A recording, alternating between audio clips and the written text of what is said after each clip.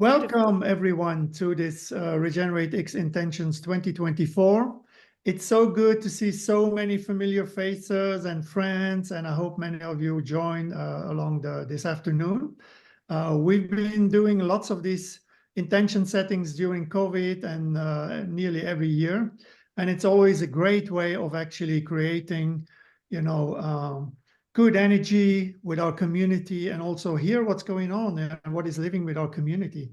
So, but for us, it's not really about resolutions and all that. It's really about intention setting of like, what does it mean? Like intention setting is actually something we do every day, right? So how do we connect with ourselves? How do we connect with our body? How do we connect with nature? How do we connect with our relationships? So, and our beloved ones, our work, so how do we align? And for me, that's the most important about intention setting. It's basically aligning your vision, your values, and then, move forward with that. So we are very pleased to have this event here. And basically all the people that we asked to join, everybody said yes. So I'm so pleased that everybody just confirmed and accepted our invitation.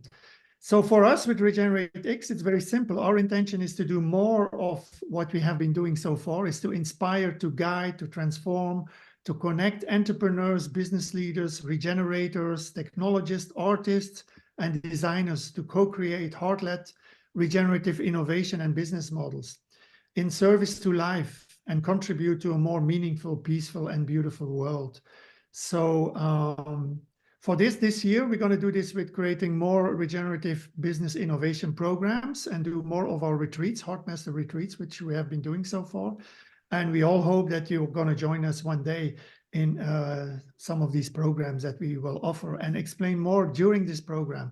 So I'm going to hand it over. I'm Rudy, by the way. I'm in Belgium. And I'm going to hand it over to my partner, Janai, who's in Ibiza. Hello, everyone. Welcome to this intention seeding session together with our valuable panelists. We appreciate we are all here together. What a great way to start the new year. It has been a lot of challenges, ups and downs last year. And with this intention seeding session, we want to share what we have learned, what are our key takeaways from last year. Because as humanity, it is a beautiful gift that we can learn, we can analyze, and with heart-led intentions and attention, we can bring it to action. And this is our imitation. I'm Janai Atalay. As Rudy said, I'm the co-founder of RegenerateX and the Heroines. And our intention is to bring these opportunities where people can come together and we can co-create. Because the direct response to many of these challenges that we are seeing at the moment is truly regenerative living and regenerative business models. And with that, we need to normalize what is marginalized, our birthright to live healthy, to be together, to share the love, share our gifts, and to be in service to all life as the beautiful, intelligent expression of this beautiful nature. Today, it is so exciting. We brought together some of our, I'm not going to say favorite, but people who inspire us, people from our community. And together we want to learn, we want to grow. And we have a flow that I would like to share with you. We start with intention setting, and we will do this in groups. In our first group, we have Douglas Rushkoff, Nora Bateson, Brandon Graham Dempsey, and they are going to be sharing their intentions, and we will have a conversation and interaction between them. In our second group, we will have Diana Beata Krueger, Catherine Sylvester, Adib Dada, and this will continue until 5 p.m. CET. And from 5 till 6, we have a 1-hour talk and workshop with dear Carol Sanford. And in this workshop, you will have the opportunity to also reflect yourself and to engage with the content. And we are going to do this together. In the third part, we will continue our intention setting with Layla June, Andres Roberts, Ida Faldbakken, Zeynep Yalım Uzun. And in the second group, in the second session, Ruth Andrade, Cara Lange, Mamadou Kwidjim, Toure, Giancarlo Canavezio. And our last group will be with Davi Lemos, Lucia Hernandez, Semin Yalman, Eda Çarmıklı, and Marcus Lehto. So this is our flow for today. And during this flow, we invite you to share your intentions, what you want to see for 2024. What are you going to be focusing on? What is your wish for your life, for humanity, and for all life of this planet? Please share in the chat, because what we are going to do after the event, we are going to be curating and creating a beautiful summary of our intentions shared by the panelists, what happened in the workshop, also what is being shared in the chat. So please join, please be with us. And in the end, we will have dear Mar Radio, who is going to bring all the shared intentions together, all the lessons learned from last year together to create a beautiful music for him to sing. So it's going to be a celebration, because art is what feeds us and we love celebrating. So this is the flow for today. And we have Dennis Hontiveros, who is going to be with you in the chat. So if you want to ask questions directly to specific panelists, but also generally, please ask your questions and we are going to be curating them. It might not be possible to have live Q&A sessions, we will see, but in the chat, we will answer as much as possible. Rudy? Thank you, dear Janai. So the first panel is with Douglas, Nora, and Brandon. So a short introduction. Douglas, I don't need to introduce you, but he's an author and documentarian who studies human autonomy in a digital age. I love that line. And then Nora Bateson, so happy that you are here, is an award-winning filmmaker, writer, and educator, as well as president of the International Bateson Institute, already 3 generations from her father and grandfather, a knowledge of wisdom and experience. And in her latest book, Combining Love, Humor, Curiosity, and Vulnerability, Entwined Amidst the Trials of a World in Flux, basically. It's a beautiful book, really recommendable. And then Brandon Graham Dempsey is maybe a bit new to many people here. His work focuses on the meaning crisis and the reconstruction of spirituality in the metamodern society, as we call it now. He is the author of the 7-volume Metamodern Spirituality series, and most recently, Metamodernism, or the Cultural Logic of Cultural Logics. So, Nora, Douglas, and Brendan, who would like to start?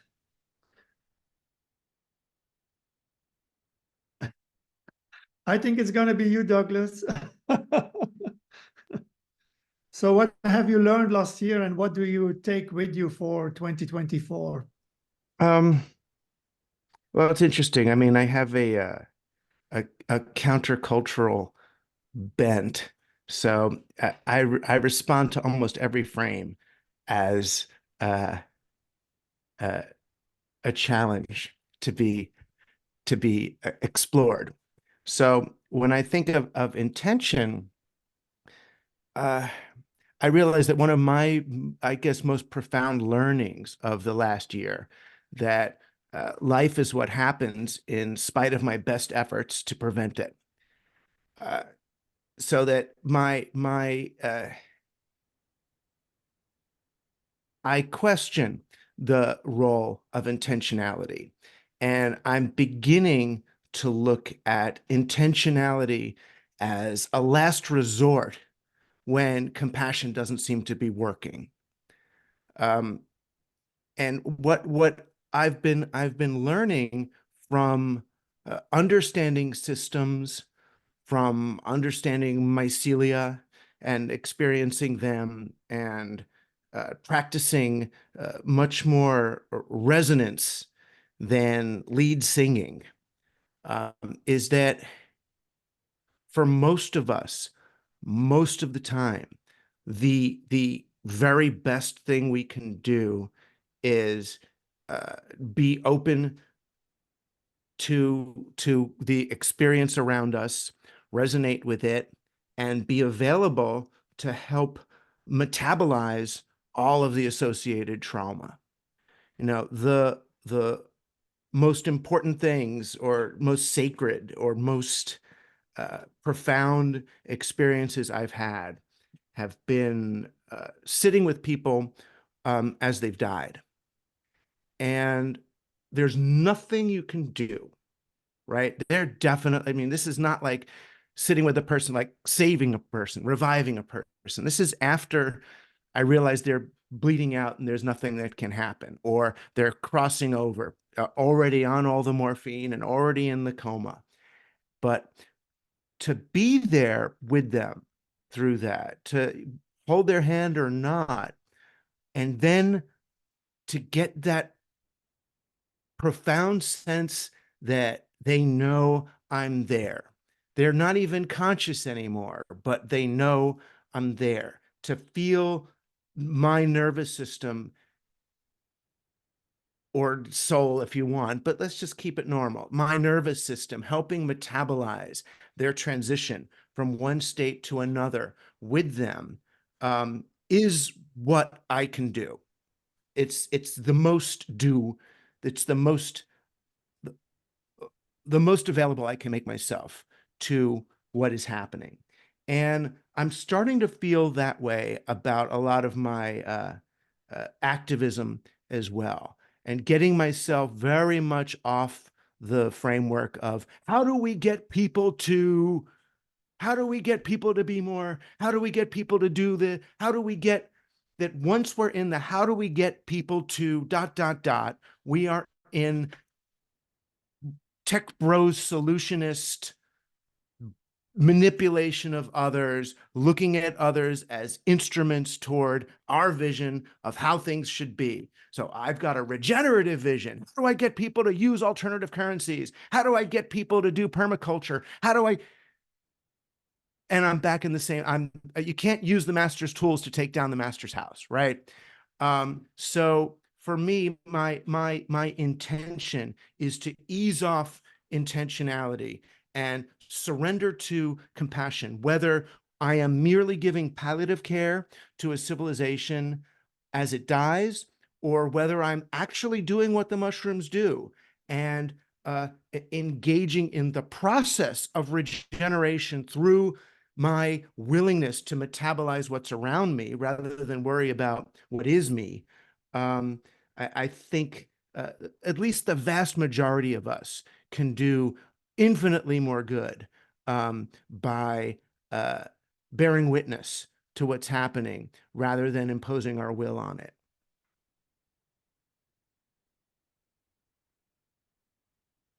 Beautiful. Thank you, Douglas. Nora, I feel there's something for you there. Yeah, absolutely. Thank you, Douglas. And of course, when I have a similar response to the notion of intention, which is that if you're not careful, your intention becomes a linear process, and that the intention is cooking in who I am right now, the circumstances of this moment. And as I cast that out into time, I am liable to actually obscure all of the other possibilities that are emerging and bubbling up. So I'm careful with intention as a concept as well. But I think for me, and this is coming into also what I've been learning this year, that I'm really interested in attention, in paying attention, in listening, in receiving, and noticing that my habituated ways of receiving and perceiving the world around me are limited. Not because of anything I did or said, but because everybody is limited in their own filtration of what they can perceive. So for me, I think that attention is toward recognizing and coming to some meeting with my own limits. Where do I need to stretch? And noticing the resistance to those stretching, noticing the ache in that stretch. So I'm interested in attention. Now, one of the things that I have been learning this year that I didn't expect came in with a piece that I put in combining that's called Creature. And I have fallen in love with Creature because I'm recognizing with a very different lens right now that it's entirely possible to abdicate your creature in a world of technology, in a world in which there are particular codes of conduct, there are particular linguistic and semantic entrained processes. There are all sorts of ways of thinking, the way we're taught in school, the way we get put into various epistemological habits, and forget our creature. We don't know what the importance is actually of daydreaming, right? My creature can be in the dark and sit in the dark and feel that there's something moving in front of its face. My creature knows what it is to nest. My creature knows what it is to be fierce and to be furious when I'm offered options 1, 2, 3, and 4, and none of them are what I need to be doing. And so part of my learning, and I think these two things are connected, is to pay attention to those things that make us creatures, and how can I allow your creature to be, right? So who can your creature be when you're with me? Who can my creature be when I'm with you? I think this brings in what Douglas was talking about the shared trauma and the shared wounds, the fears and the holdbacks that are so deep. They're beyond language, they're beyond analysis. They're deeply into our cells and bones and intergenerational memory. So I think, again, attention. What is action in that relationship? What does that look like? For me, that's a question of looking at agency in a very different way, of not me doing something too, but a participation in the membership of life that comes out not to solve first order issues, but to allow iterations and ripples of responses to the responses to the responses. And where did those go? Where did those go? How are they resonating? So that's I think my learning and my intention to attention.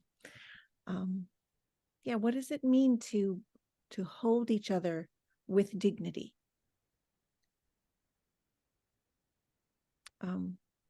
Not just I want to be treated with dignity, but that reflexive thing. I want you to be perceiving the dignity that I perceive you in. Do you know that I'm holding you in dignity, with dignity? Because I think our creatures need that. So that's not about being well behaved. It's about being alive. Beautiful. Thank you, Nora. Before we dig a bit deeper, yeah, for us to basically our work or the work we do, or at least for me, my most learning periods and moments from last year were always in circle, in community. It was always when we can feel, like when we can sense each other, when we can look in each other's eyes, when we can sense the energy in the room, and somehow we can also transmit that through, technology and in Zoom calls. And that's why also I think it's very important to do communal learning, and I know, Nora, you do that work as well with groups, and also with bio-leadership. We did that. We work with groups, and then we learn from each other. We interact with each other. It's about the relationships. We connect the new relationships that can grow from this, common knowledge that is emerging. So, but I want to hear from Brandon first before we go a bit deeper. What has been your key learnings, and what do you take with you in 2024? Yeah, and thanks for the invitation. This is fun. Also, I'm a little under the weather, so hopefully I'll be coherent. So 2023 for me was a big time to learn about learning, actually. I've been digging into a lot of just the literature around human learning and human development and how that works. Because I guess I see that as really being sort of one of the chief leverage points for kind of systemic shifts in society, the sorts of leveling up in terms of our complexity, in terms of how we can approach an increasingly complex world and increasingly complex problems, and have a lot of conversations around that in the work that I do around metamodern spirituality and that sort of thing. And I've often seen that it's really important that we understand as best as we can, how that all works, and to not sort of be using ham-handed models in terms of fitting people to this Procrustean bed of stage models or things like that. And Nora's done a lot of work to try to poke at that and to get people thinking about those things, and that's important. So I've been following a lot of those leads, and just deepening my understanding of human learning and what we can think about as optimal learning conditions, and just what it is that we even mean when we talk about people dealing with complexity at different levels, and trying to be as sort of nuanced and sophisticated as possible with talking in those terms, especially because of the sorts of damage that can be done, again, when we're using kind of low resolution models for thinking about human learning and putting people in boxes and labeling them in terms of those sorts of things. So that's been the biggest thing that I've been learning about, and it's really taken me in some new directions with my own work, and really exploring things like dynamic skill theory, and trying to apply sort of the best models that we can think of, which plugs in directly to, I guess, my intentions for this year, which has to do with complexity and has to do with learning.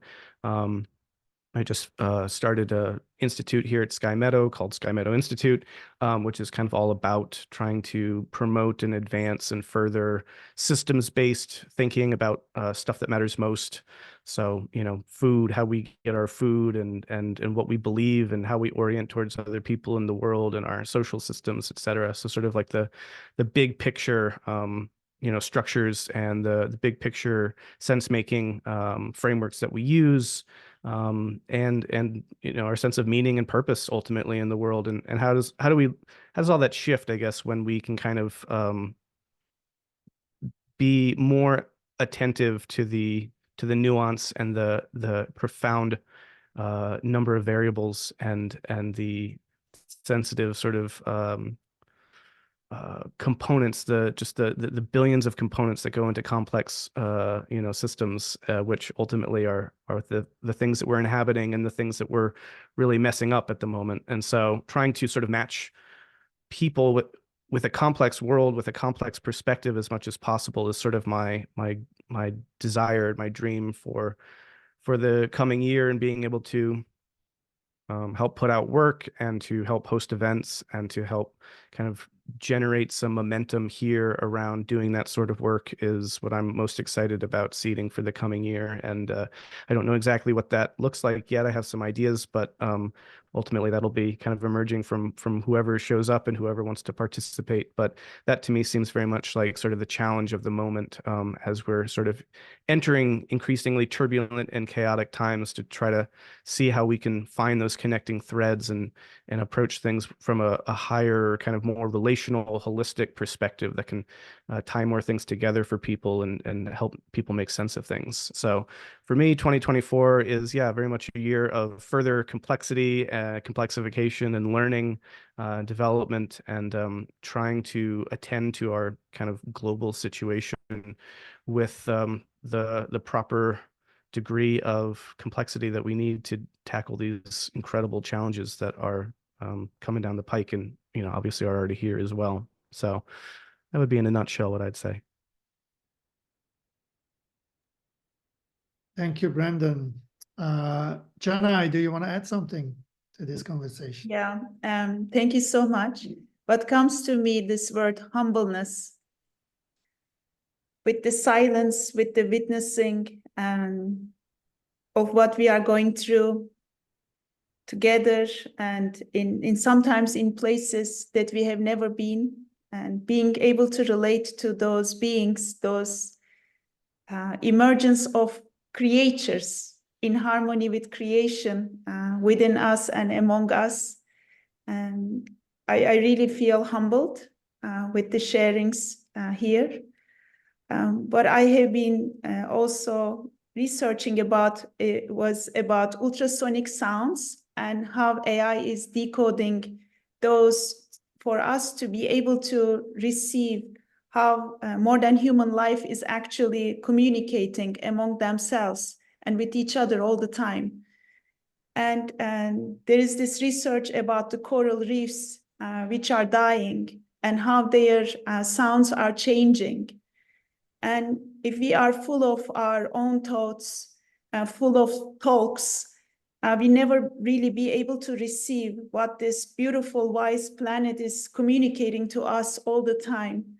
And of course, in receiving of these voices, of these very complex structures, visions, and wisdoms, we need to be humble, we need to be open to learning, we need to be silent, and maybe we need to surrender to a wider sense of being this united creature with a big heartbeat, which is the frequency of this planet. So I'm inspired to share that. So thank you so much.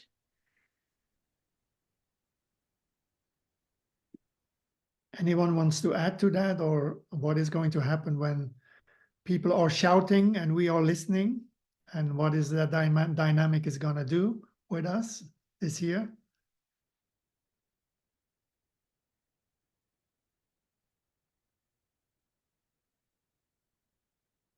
Douglas? I didn't know when you said anybody else. I didn't know if you meant else. Or, Okay. No.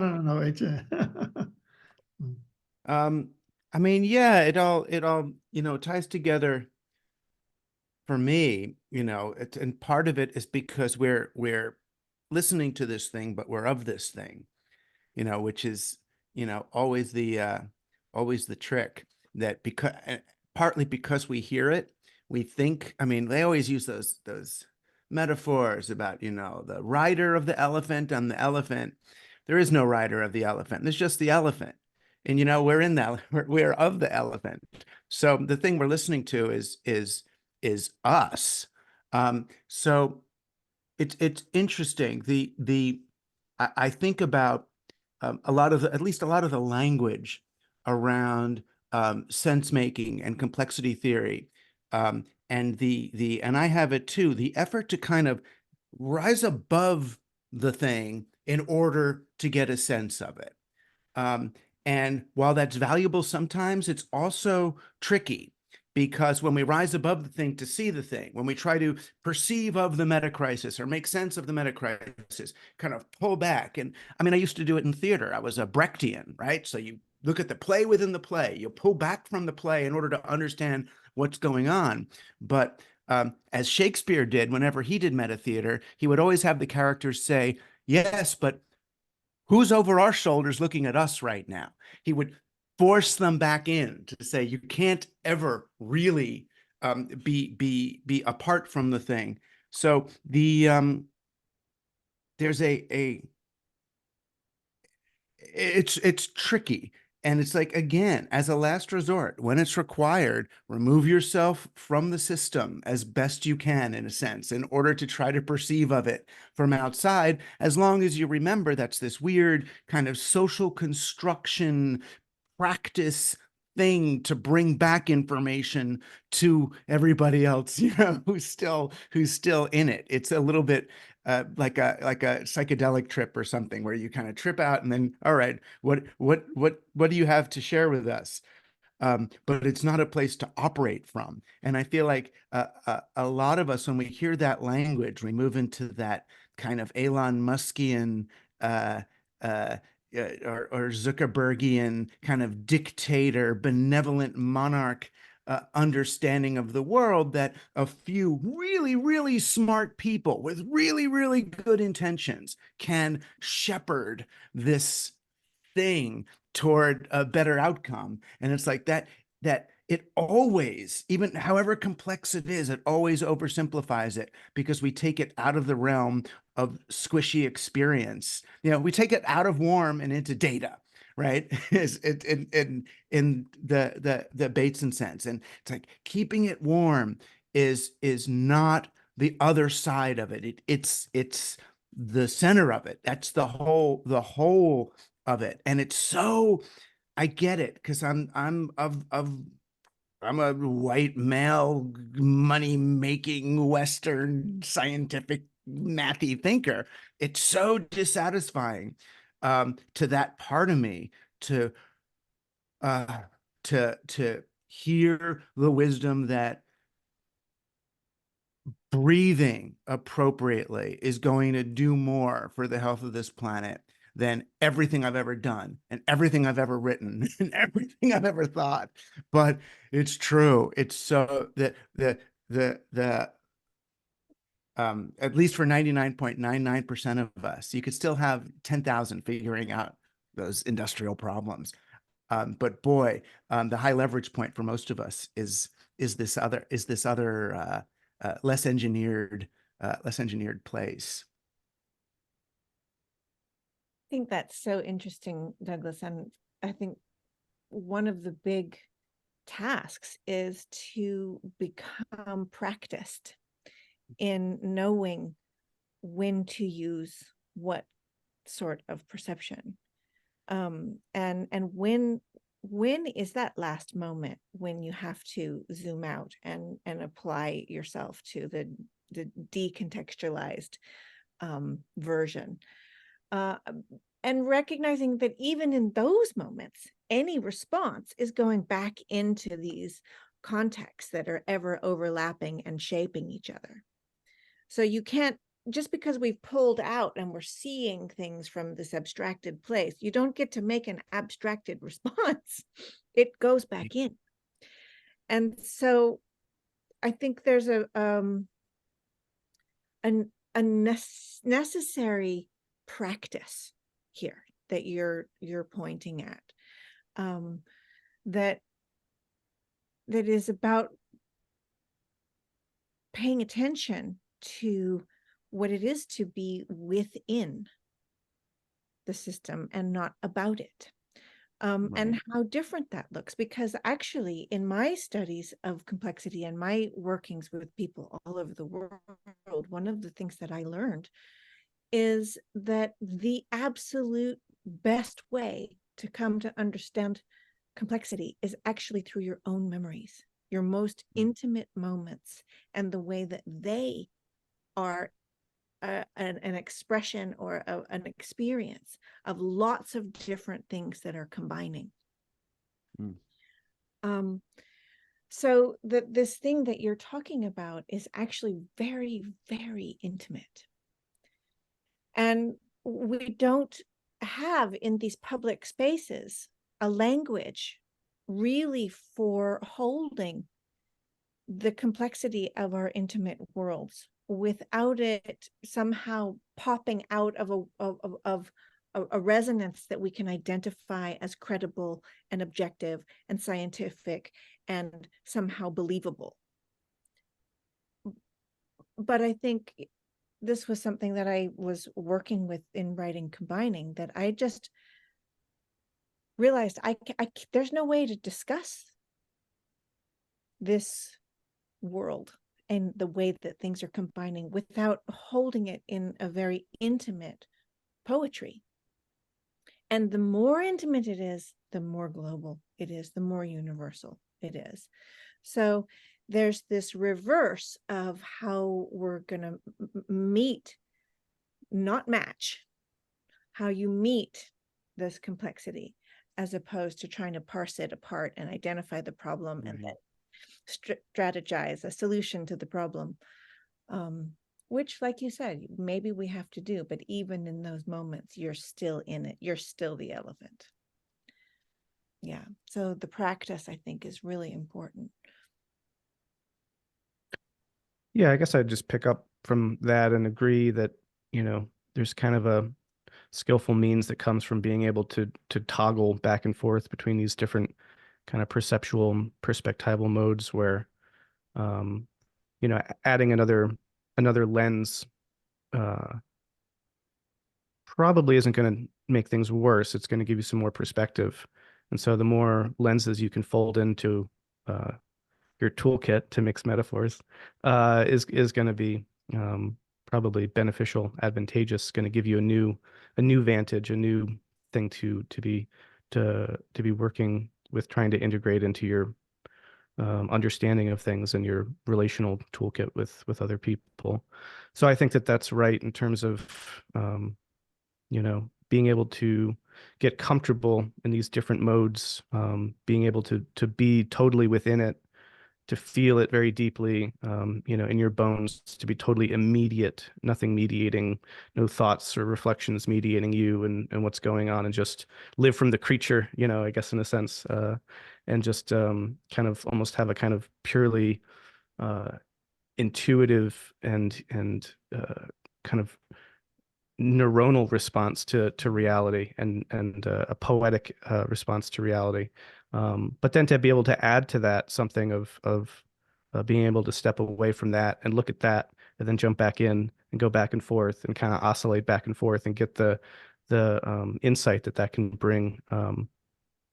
So yeah, I think we want to avoid being stuck in any given frame, as much as possible, and always be open to expanding our kind of repertoire of frames so that we can jump in and out of different contexts as warranted by the different situations that we're facing. And I guess for me, that's sort of that, I don't know, maybe this sounds like a ridiculous term, like a kind of meta complex approach of appreciating the role that certain kinds of complex frames play, but that they're not the totality either. That actually immediacy, simplicity also have a necessary place, and that there's sort of a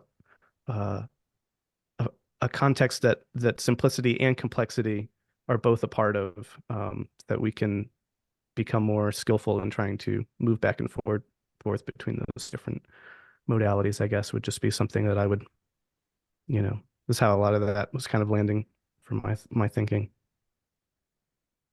Can we go as far as saying that the now and the relationships we have with the present and the elements around us is the most important human resource of the future?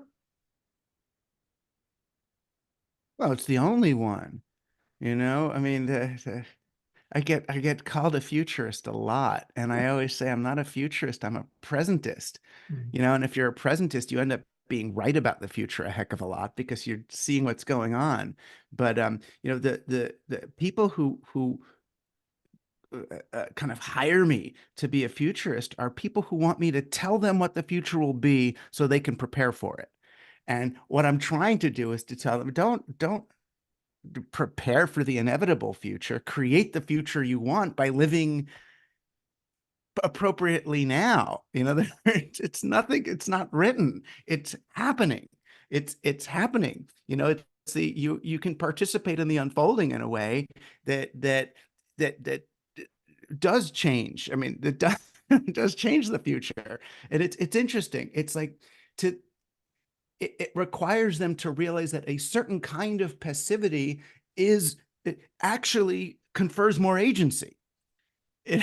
You can participate in this thing rather than buckle down for it. And it's just people learn it in any sport or any kind of Tai Chi or whitewater rafting. I mean, they all end up with that same experience. And then, but so many of them, especially the zillionaires, they have that experience and they come back and they apply the reverse lesson to everything that they do at work, as if that's somehow separate. But yes, it is the now, it is in the moment. That's because that's all you, not only is that all you've got, but when you accept that that's all you've got, it becomes your infinity. It doesn't matter if you're only going to live 3 more minutes, because you're in the moment opens up and it becomes infinite. So it's not what's next. It's what's truly now. And of course, when you fall into the now, you become way more like a club fungus or something, and you know, you end up having a way more healthy relationship to everything else that's going on around you. Nora, one last insight maybe, or reflection? I guess for me, the now is not isolated from any other aspect of time. So it's important for me to recognize that whatever I can do, whatever I perceive in this moment, I'm perceiving because I can, and that's because of what has been. And whatever I do is not just happening now, it's happening into multi-generational epochs of change. And so these things are completely intertwined. So, much like what Douglas said, my curiosity, then my care, my compassion, my affection for life is, if it's expressed through what I'm doing, that affection can ripple, can continue.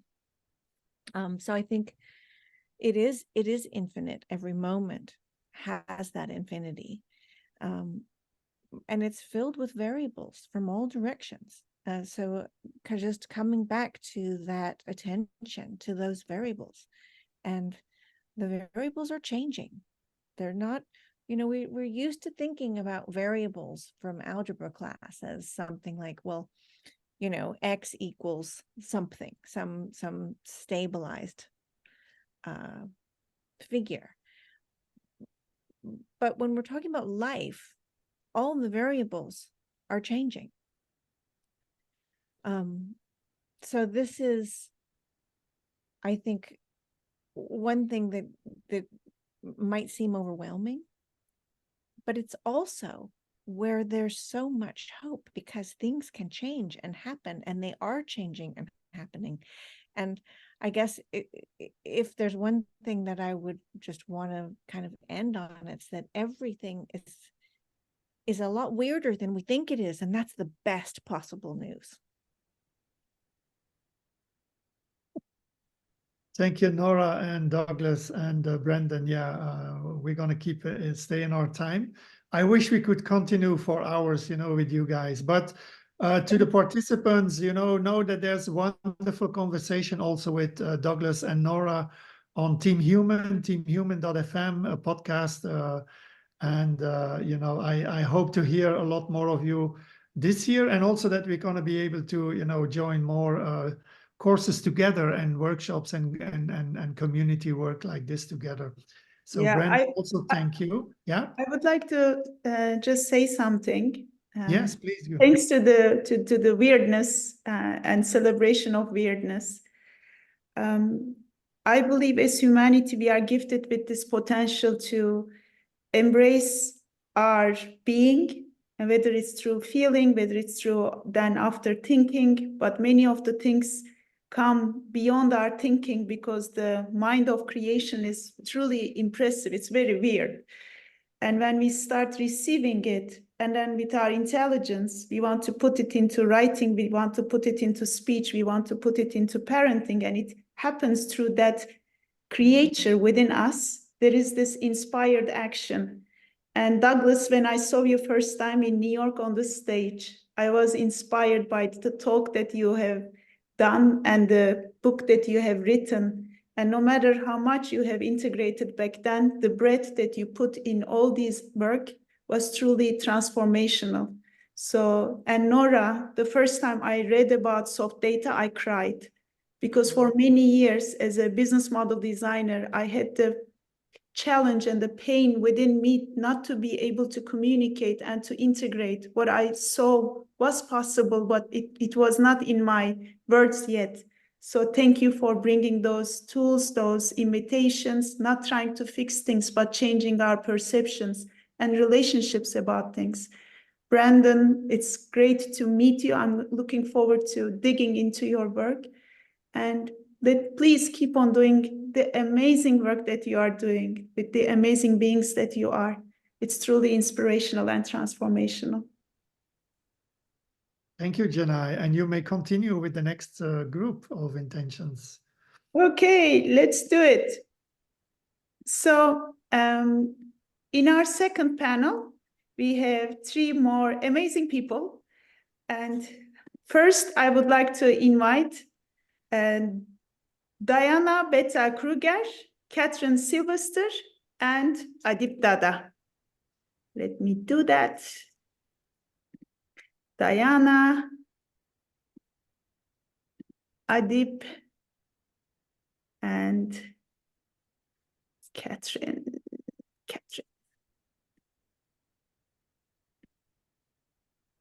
Welcome.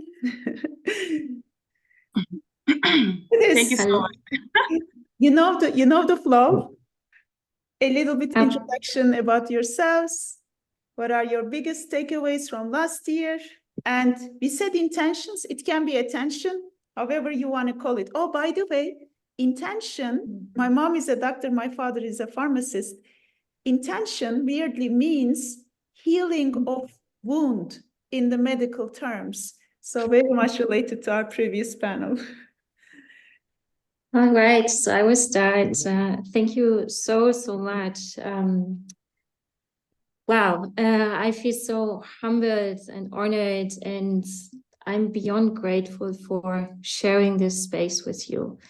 I was thinking before we started this conversation what I'm going to share with you, but I just really changed everything now. So what I want to share is, so I'm Diana. I'm based in Germany, specifically in Hamburg, which is in the northern part of Germany. And since the last 7 years, I collaborate with plenty of people and communities in East Africa. And of course, we come across many different challenging biographies, especially in the ecosystem of so-called refugee settlement or refugee camps. And one thing last year, specifically for me, because I was really challenged health-wise. I lost a dear family member. I was emotionally really challenged, and also because of everything what's happening in the world, I really lost hope on some plane, right? So, and through the connection to my wonderful friends and family in East Africa, I got deeply reminded of Ubuntu. So I don't know if you're familiar with Ubuntu. It's an African philosophy, and it actually means I am because you are. And because of that philosophy and the meaning of it, and also the action toward of this, because of these communities I'm working with, I felt so supported because these people were going with me through the joy, but also through the pain. And sometimes in life, especially in last year, sometimes it was so unbearable for me that I just really had to surrender and just really embrace all of it, all the pain. And then comes a time that's interesting when you start to take action again, right? And that's what I really did. And I reconnected, and I got over and over reminded of Ubuntu. And I believe that, to me, life, yes, and all the challenges, they are complex, but at the end of the day, to me, it's all very simple. Like when we look at the major human crisis we are all facing or have faced, at the end of the day, what really brings change and hope back again is people holding each other's hands. So I would love, and I'm going to really see this intention more and more with the people I'm working with, I'm talking to, is I am because you are. Everything is interconnected, and I would like to infuse this also into this community. And the other thing I have learned, maybe I'm not sure if I still have a few seconds left, is because of the loss of the family member, I started to read this beautiful book again. It's the Tibetan Book of Life and Death from Sogyal Rinpoche. So I don't know if you know it, but anyway, one of the key components of this Buddhistic philosophy is that there is no such thing as an identity. So if you look at a tree, right, you believe it's a tree, but actually it's there because of the water, of the soil, and everything is interconnected. So when we experience joy, right, the entire collective does it. And when we have pain, it also suffers from it. So I made a very conscious decision, because we live in these challenging times and becomes more and more challenging. It's just the beginning of it. I just really want to focus on the light and share it with as many people as possible. So this is my intention. Thank you, Diana. Thank you so much. Catherine? Thank you. Should I go next, or at least we bridge the gap between the two motherlanders? Okay. Thank you so much. I think for me, I really want to appreciate the opportunity of meeting all of you and joining this panel. It's truly an honor, and I'm truly humbled. So I'm Catherine Award. I come from Kenya, and I'm a psychologist. Yeah. So briefly, I can't really put what my biggest learnings in 2023 was in one word, in 3 minutes. Yeah, but at least I'll try to somehow squeeze it a bit. So my last year was terrible, amazing. It was like Titanic, yeah, like a Titanic movie. Yeah, the love, the emotions, the iceberg, the big ship, yeah, all in one. I started by saying that I'm a psychologist, and then imagine that now I'm running operations over here of a project that deals with agriculture and farming, something that I didn't even go to school to study, something that I didn't even have an idea of what I was doing in the first place. But we made this happen, and all of a sudden I was, running a whole organization. Yeah, I was running the operations for an agricultural project. And one thing about us, I'd say Africans, because I'm an African, like Kenyan in particular, is that we've put ourselves in such a place where we believe that we are poor. In the real sense, we realize that we have a lot of minerals, the big land, that we don't want to see. Yeah, it's like we have lost hope, and we just want support, donations, and help, and we're forgetting that we have all this richness that surrounds us. And that is one thing that we were trying to do with our projects, just to show people that you are rich where you are. You have a land, you have water, you can plant, you can produce food, you can build yourself and the whole community at large. So all that, and also my in my own personal life and professional life, one thing that I learned is that we have I need to have an open mind, always be ready to learn. Yeah, that learning is a process. It doesn't end with a degree or a master's or a PhD. It's a continuous thing, an element that continues, that it never ends. Yeah. So having an open-mindedness is one of the biggest. Like I said, there's so many, but the biggest is having an open-mindedness. And then I can also add that the fact of don't assume anything, always verify and work with facts. Sometimes assumptions can make someone end in a very, very wrong direction just because of assuming. So my intentions in 2024, I think one of the most important one is just taking care of my mental health, yeah, and doing what I can do with what I have, where I am, yeah, doing the things that I have control over, because sometimes you realize that sometimes you beat yourself over things that you cannot even control, yeah, and you want to make it happen, yeah, but you cannot make it happen, maybe at that particular point. So that is one of the things that my intentions in 2024, just focusing on what I can do and doing it, yeah. And then secondly, the second thing that I intend to do is just surround myself and look for people that have succeeded in what I do, in the field that I am, or even not the one that I am, so that I keep learning. And because they say success leaves clues, yeah?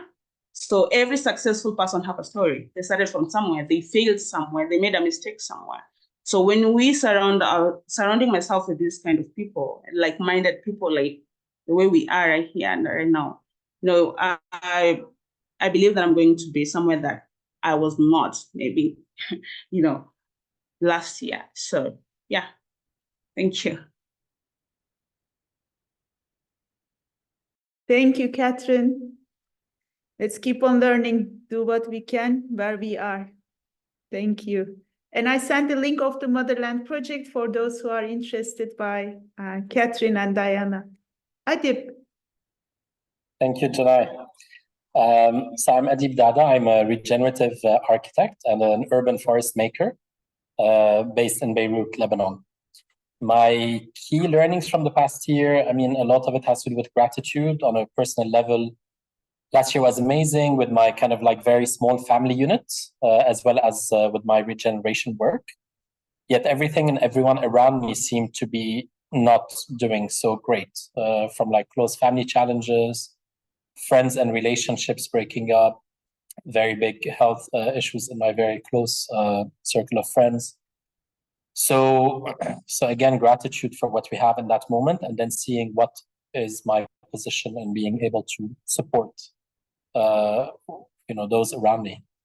At a larger scale, it's seeing systems of oppression that are getting more and more extreme, and seeing this as an opportunity to start to dismantle them, to give agency to communities to dismantle their local oppressive systems on a very small scale. And I come with a lot of questions. So in times of crisis and despair, how do we address the crisis beyond just climate change? So biodiversity loss and human inequality, among others, are equally important, yet very much less considered. The ongoing wars and the conflicts around the world, especially in my region, but in Palestine, Lebanon, and Sudan and beyond, they're not only wars on people, they're also wars on culture, they're wars on soil and birds and animals, they are wars on trees and food, water and air, there are wars on life itself. And there are wars that are actually fueled by these oppressive systems. So it is, I don't know, for me, maybe the intention, but it's in our power to bypass these systems of scarcity and oppression by choosing to feel life in all of its beauty, complexity, abundance, choosing empathy towards all of life forms, not just the human. Because I think that really also kind of starts opening up different pathways. And that obviously everything is interdependent. So the work that I do, which is building regenerative buildings, working with communities to reclaim leftover lands in the cities, regenerating them by planting local native forests. This is my long-term form of resistance. It's about choosing life and love above greed and ego. So how do we bring life back to these degraded areas? So for me, it's really about studying and understanding the place itself, giving agency to local communities, to scientists and botanists, to develop local interventions for life to thrive in these very specific environments, starting very small and hyperlocal. So what would nature do here? Who and what is missing from this place? How do we provide the building blocks for life to flourish again? So for me, it's really about planting liberation and reaping a just life for humans and the more than human, and making space for all of us to come together in service of life. And on a hyperlocal level, it's following our work on the concrete Beirut River.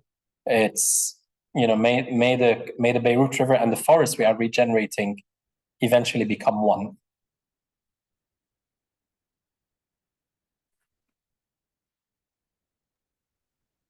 Thank you, Adib.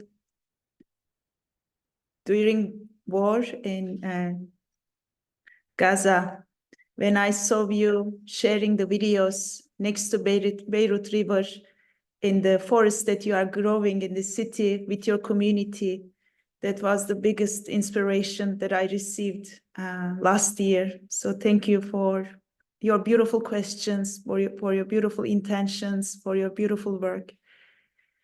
Wow.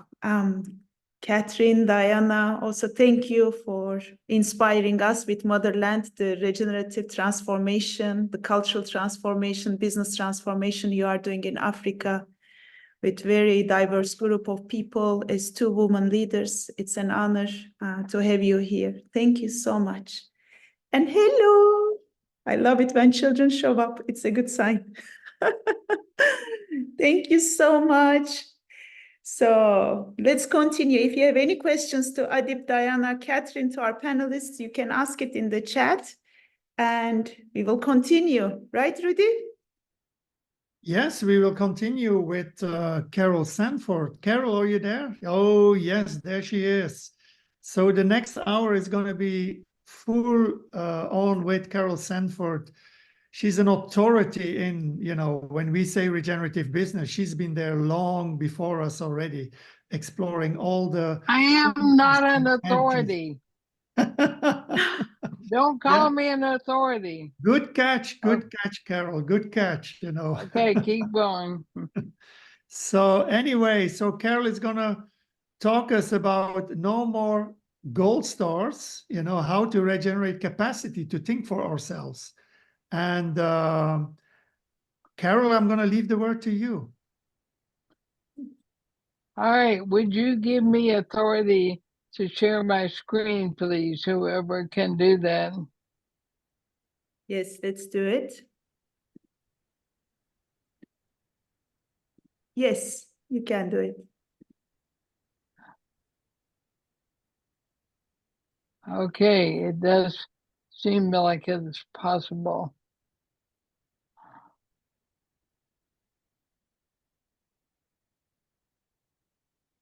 You will see pretty quickly why I caught Rudy, and he knows why.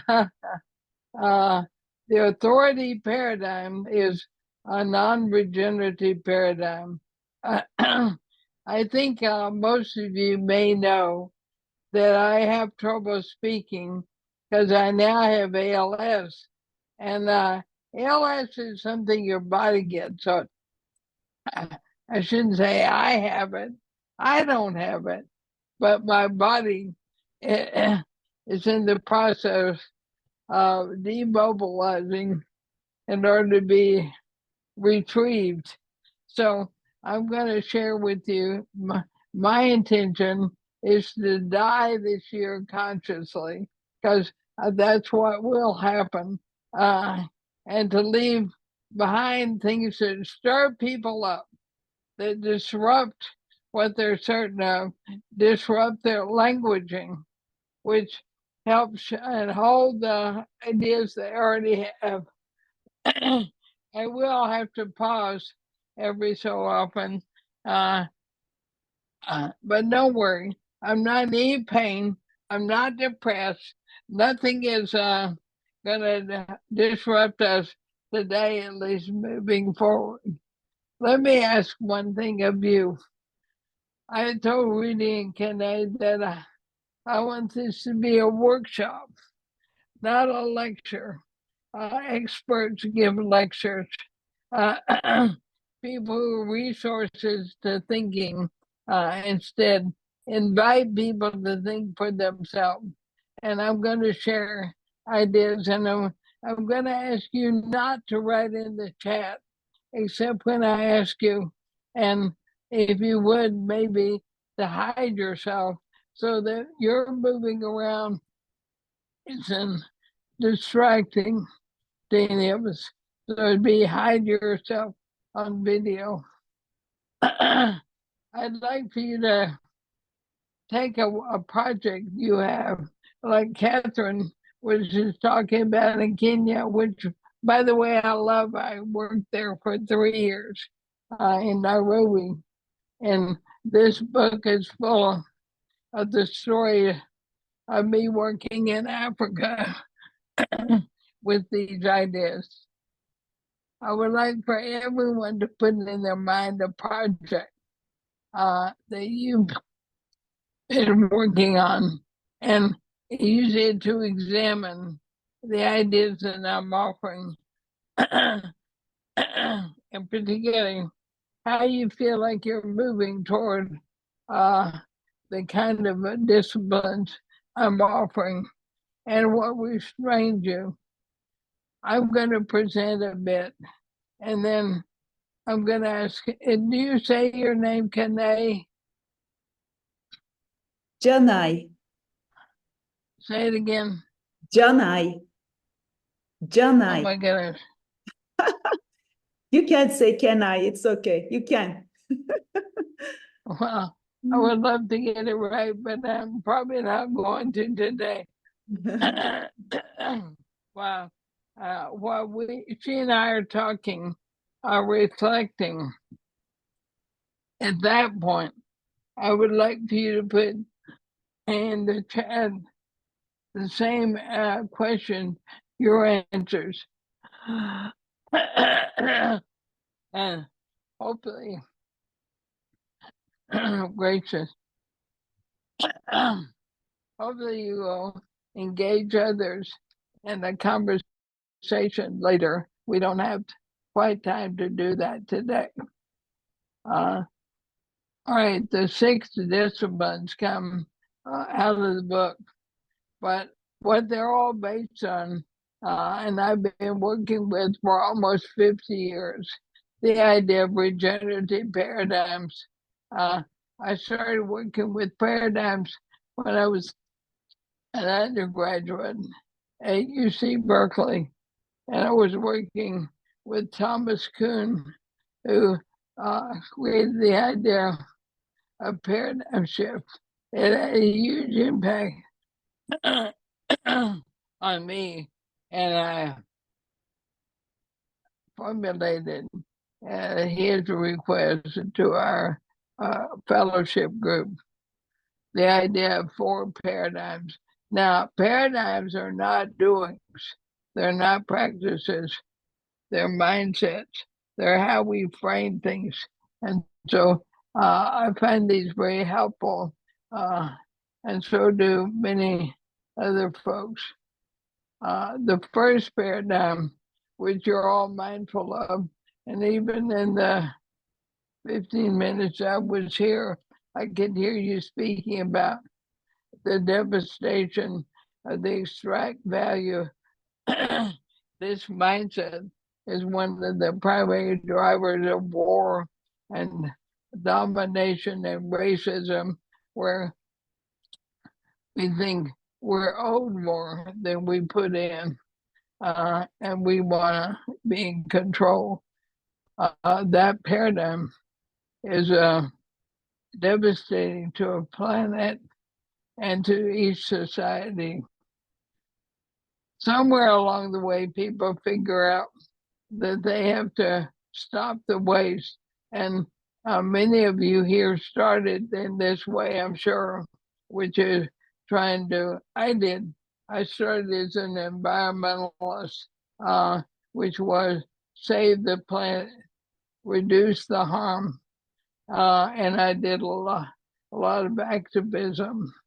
But I slowly realized I needed something different. And so the companies and organization I work with, and they tend to move in to a humanist worldview, a do good, like I have to do, not just less harm, but do good. But it turns out that mindset has almost as many problems as the lower two. I know that surprises you, but it becomes very idealistic and ideological and anthropocentric even, and humans start to generate ideas and try and colonize other places. I could hear that on a young man from Lebanon. We know that much of what goes on in the Middle East is from identifying with some set of truths and trying to sell or dominate others with our ideals. What we here are all working on is an idea called regeneration. I find that 90% of the people who use the term are really talking about the middle to do good and arrest disorder. And so let me talk about what I think. And I got my ideas from my Mohawk grandfather, which is part of the Iroquois Nation. Some 7 first principles. They're always about living system. I say using the term nature is dangerous because it's created by environmentalists and it's an abstraction and the other. And it doesn't have us see things alive and living system. So I encourage you to move toward living, because living is dynamic, it's systemic, and nature is rarely actually in the mind that way. Regeneration always is about not doing something for others or living system, but evolving the capacity of the system to do for itself. And help each entity in it express its own essence. So it is about place source, not place based, not place made, but source from the story of that place, which is not only nature, it is living, all beings in that and nested in there. You'll hear me talk more about system actualizations and how important personal development is, inner being. Let's see if I can get this to move. There we go. So each of these becomes more whole. Now, you don't need trauma of all 4 of these because they aren't doings. If you get into a regenerative mind, a regenerative paradigm, the good arises from the inner being of each person, and you don't have to tell them or trying to create missions to change them. Regeneration is a paradigm that encompasses a way of seeing the world that makes the other 3 be incomplete. But we do tend to get caught in the do-good one particular thing. One more piece of background.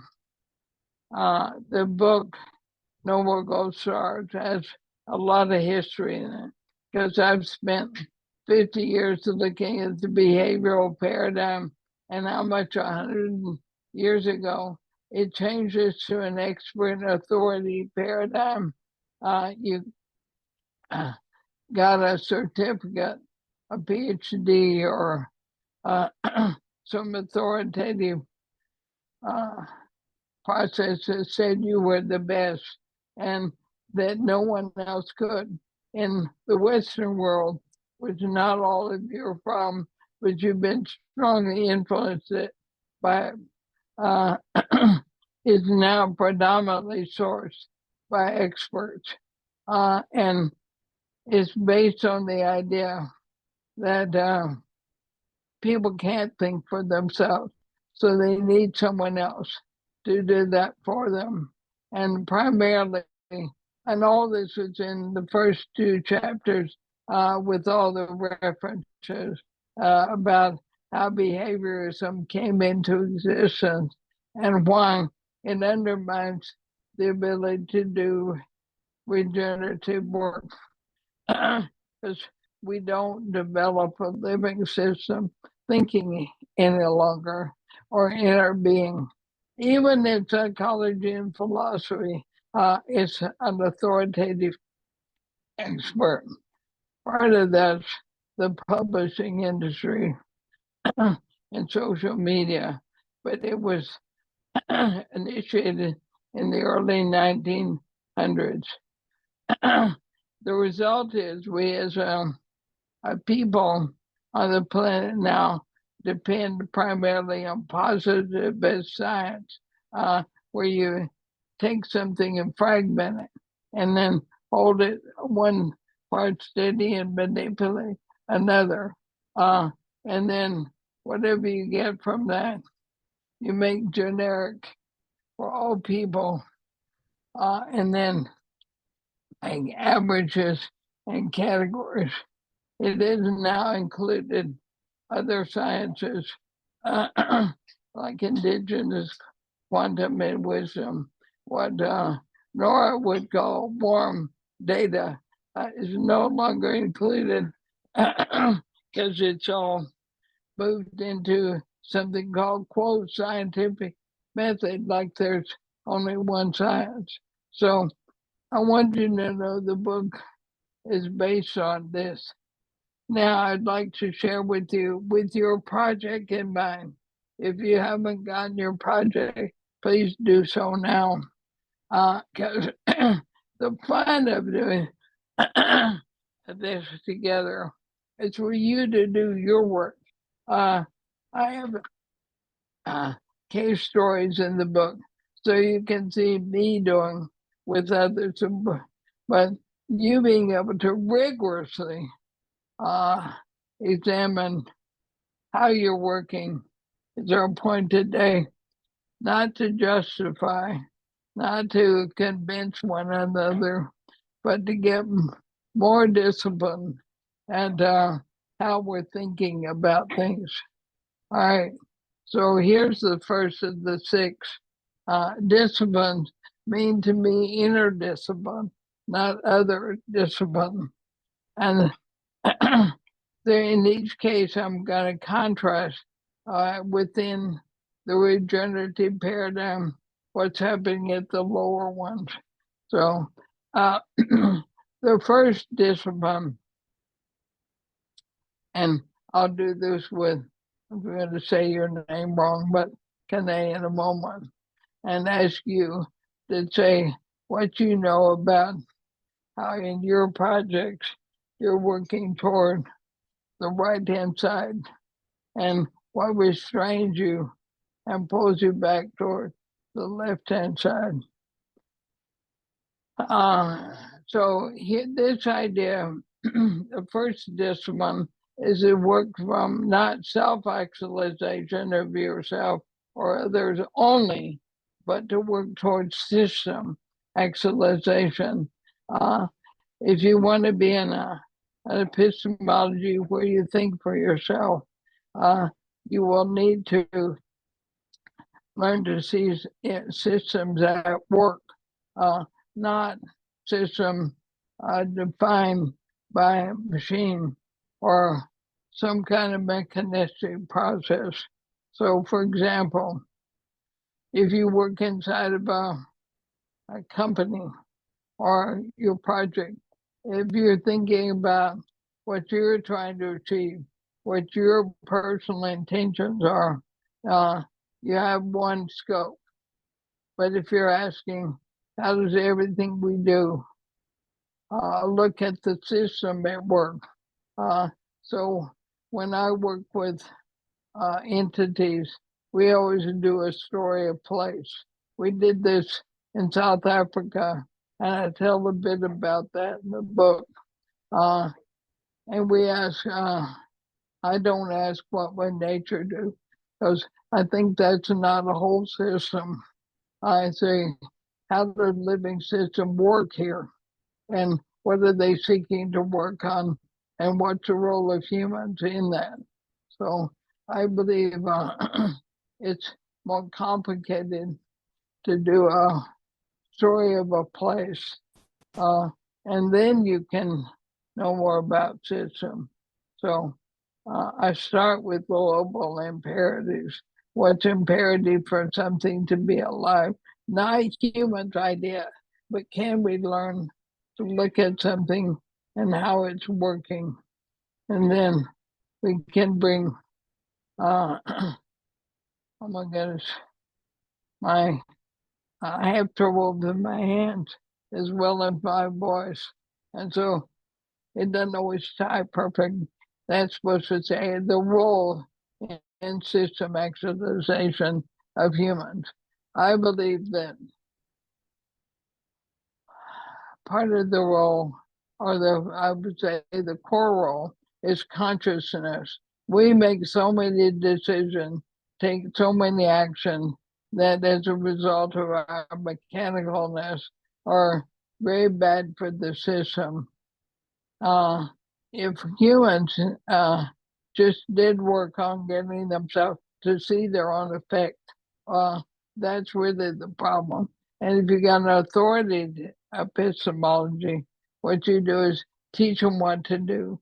If you got a self-determining epistemology, which is learning and understanding, then what you do is seek to understand the system and how it works and support it from understanding. Now, self-actualizing has a right to be there, but it's you growing you to be able to understand the system at work, not be achievement. And right now, all the behaviorism rewards individuals is to do something and to be achievers. So what I'm offering here is if we can move all education and planning processes, family processes, business processes, so they're actually learning to understand the place they are in and how it works, not what we need to do to it. That's switching epistemologies. So I'm going to ask each of you for a moment to make notes about how are you moving towards system actualization and what does it mean to do that? We don't need to hear stories about how good you are at it. That's self-actualization. But how do you educate and develop people so they can see a world alive, dynamic?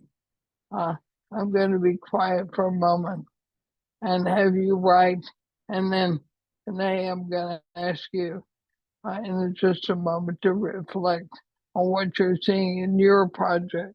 So I'm being quiet. Everyone make your own notes. And at this point, you can put things in the chat.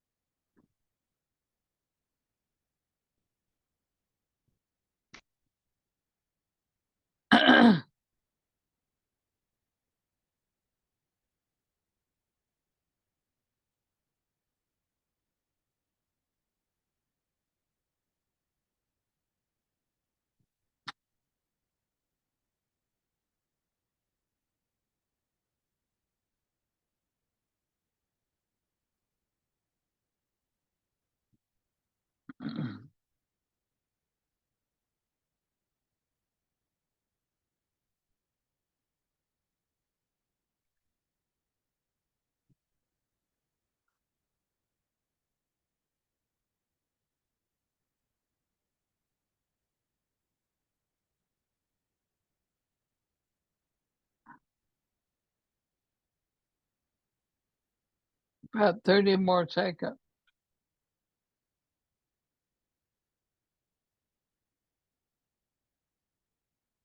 So you're doing a self-assessment. And by the way, I have this in a beautiful document, these things that you can use to do this assessment ongoingly. They're digital, but they're printable. And if you buy a book and send me a receipt, I'll send you that document that has in it what we're doing here. All right, are you there? Would you put your picture up so I can see you? Okay. Thank you, All Cara, right. for this beautiful invitation. So with my Hi. work with the heroines, a platform and community for women leaders where we design conscious business models, starting with the value systems of these women and implement them. Okay, pause for a moment. We're Yeah. not going to have time to go through all the details of it. Okay. What I'm looking for is how are you working on you to become more system actualizer and not, because that program particularly could end up very easily sliding into self-actualizing. How do you move it? And how could you move it further? Until now, our focus has been on the success of the businesses and these leaders. What I'm inspired to invite now is to bring in also the different stakeholders and the impact on the nature as the stakeholders of the businesses of these women, of the participants, so that we can include more voices and redefine success with a systems approach. Okay, so one of the things I do, and I think you know this about me, but others may not. My job is to disagree with you in a way that disrupts your certainty. That's my essence. Because we get attached to our idea, and what you're doing is a beautiful idea. So what I want to ask you is something that's designed to disrupt your certainty about how you're doing. Raising hands won't work. I'm not going to call on people. So the question I have is, why restrain you personally as a leader from being able to do the work that moves to more system actualization? Can you reflect on that and share? As a leader, same with what I could do with the participants, I could also invite my family, my stakeholders into this process, because sometimes I have this work-life disbalance and I'm a mother of two. And starting with my immediate family, I can have a better systemic approach of well-being. And okay. All right. So sorry, I'm going to interrupt you a lot. One of the ways you have to work to do that is to think about the whole, which is a system. So if you think about your family, what is the system exists in that you could work together to have your kids and partners? What would you say is the whole? the whole of my family, or where my no, the whole your family's embedded in. What's the whole that you'd have to work on to do system? If you work on the family yourself, you're working on self-actualizing, but then it's the family you're actualizing. If you want the family to be connected to a system, what's that system? Is it a parenting system? If you're going to try and train the world of parenting, it would be that whole. I'm betting it's something more like something you care about. You could get your kids and partner involved in, which is maybe how we raise children could be a part of that. and how schools think about families. But the key is you'd have to involve your kids and have them become educated. Can you see that as a possibility? I grow with my daughters, so we learn together, we grow together. So families learning and growing together is something I'm passionate about. How old are they? They are 11 and 12. Perfect. So what if you got them, you set intentions together for changing parenting or changing child rearing or changing communities and its role with parenting, but it would be them helping you design all that and creating that change. Now we're talking system actualization as we got the girls involved. Is your partner also involved? No. No, okay. So the three of you, that's great. All right. So everyone pause for a moment. We're going to go to discipline number 2. And you got the idea now what I'm going to do with you. So when we come back, think about that. All right, number 2. The second discipline we have to work regeneratively with everyone. In our case, we're talking about 2 preteens and a mom who are creating a work system for changing a neighborhood. It could be a nation. It could be a community. The move here is from working on being to working on becoming. Now, you hinted at this when you talked about that you want to move from one kind of success to another. Because for the most part, even people who are well-intended about climate change and other things do this to be from a being perspective. So being says, I want to have a goal of satisfying my own wants and needs, or my family's, or my nation's, and that's fine. We do need to meet our own wants and needs, but if that's where we get focused, we're not on a becoming path.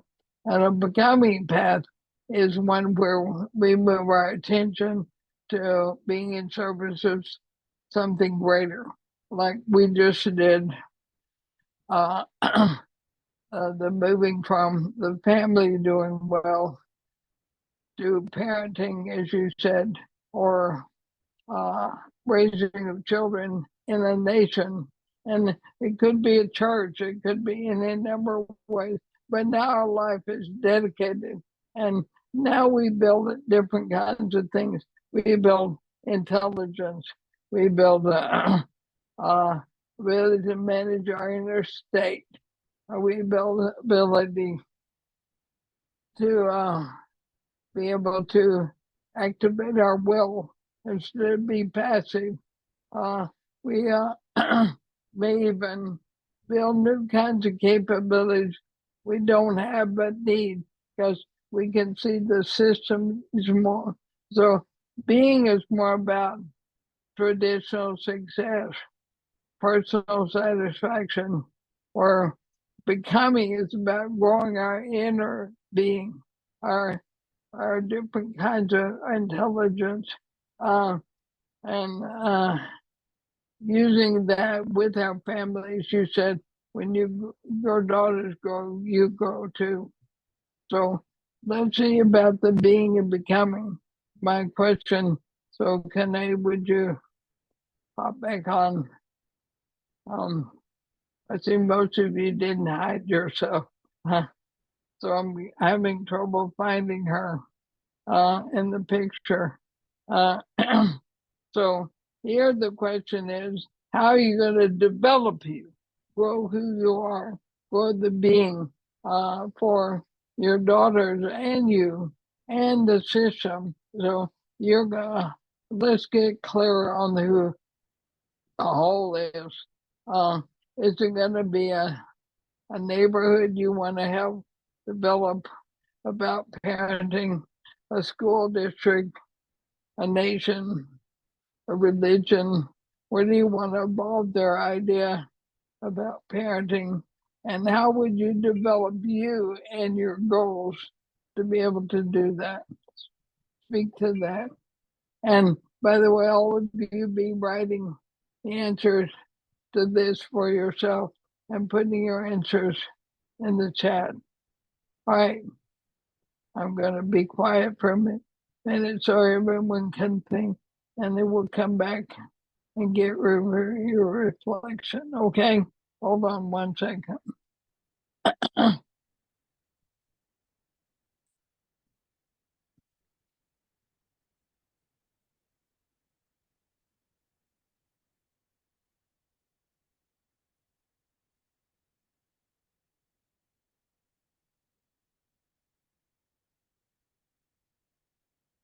Okay, given time is short, would you offer some reflections on the being shift to becoming, where you're working, doing the inner work for something greater than yourself?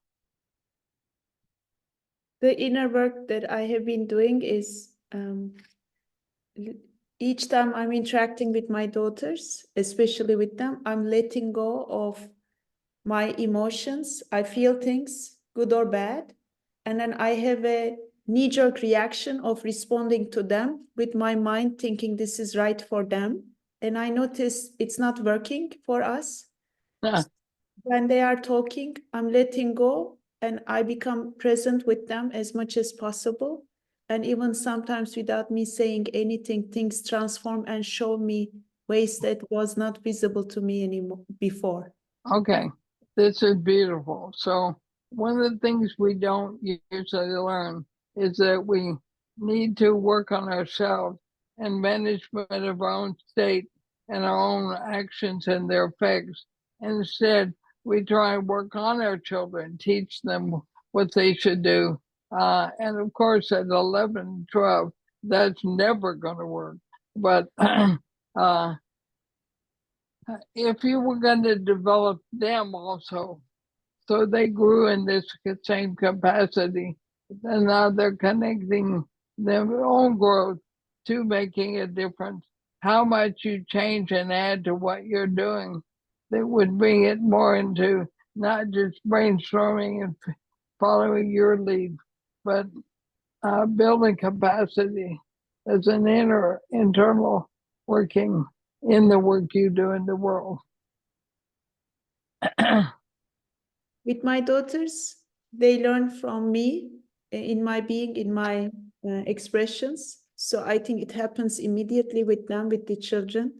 But with adults, with mothers especially, in the heroines, a part can be focusing on this sort of interaction with our children, how we can listen to them and learn together, so that each parent can start applying it in their domains. Okay, so I'm gonna give you a picture here. I suggest you share with them. I believe you can't role model them into growth. Yeah, they will copy some, but what if, and by the way, let's think about in a minute how you apply this to your project with women in leadership. I'm using your intuition to follow about your family, but it will work exactly the same with your project. So what if you introduce this slide, the ideas on it, or the assessment I would send you, and you say, let's reflect on what we're doing. Does it look like when we're working on being and becoming? I have a 12-year-old granddaughter, and I also have a grandson I meet with weekly, and we talk about what I call work ideas. These ideas that we have to work on ourselves, and we develop an aim for the week. and then we come back and reflect. Can you imagine doing that with your daughters, where you're not just talking about what's out there, but reflecting? What would that add? It would be a wonderful opportunity for us to communicate. Today, my daughter mentioned that she doesn't feel loved enough by me. And I believe this can go into not only our becoming, but in expressing love in ways that would open so many other opportunities for our family and for our work. So becoming is based on the Greek idea of karatos, caring, the love for which there is no opposite. So there are no polarities in becoming. No, some are loved, some are loved less. But if you were not a teacher, but you were sharing your reflection and your experience, now let's take it from one moment over to your project and take what we just did with your girls. How would you be more working on becoming in the project rather than only being growing them as women leaders? Can you reflect on the transfer to the project?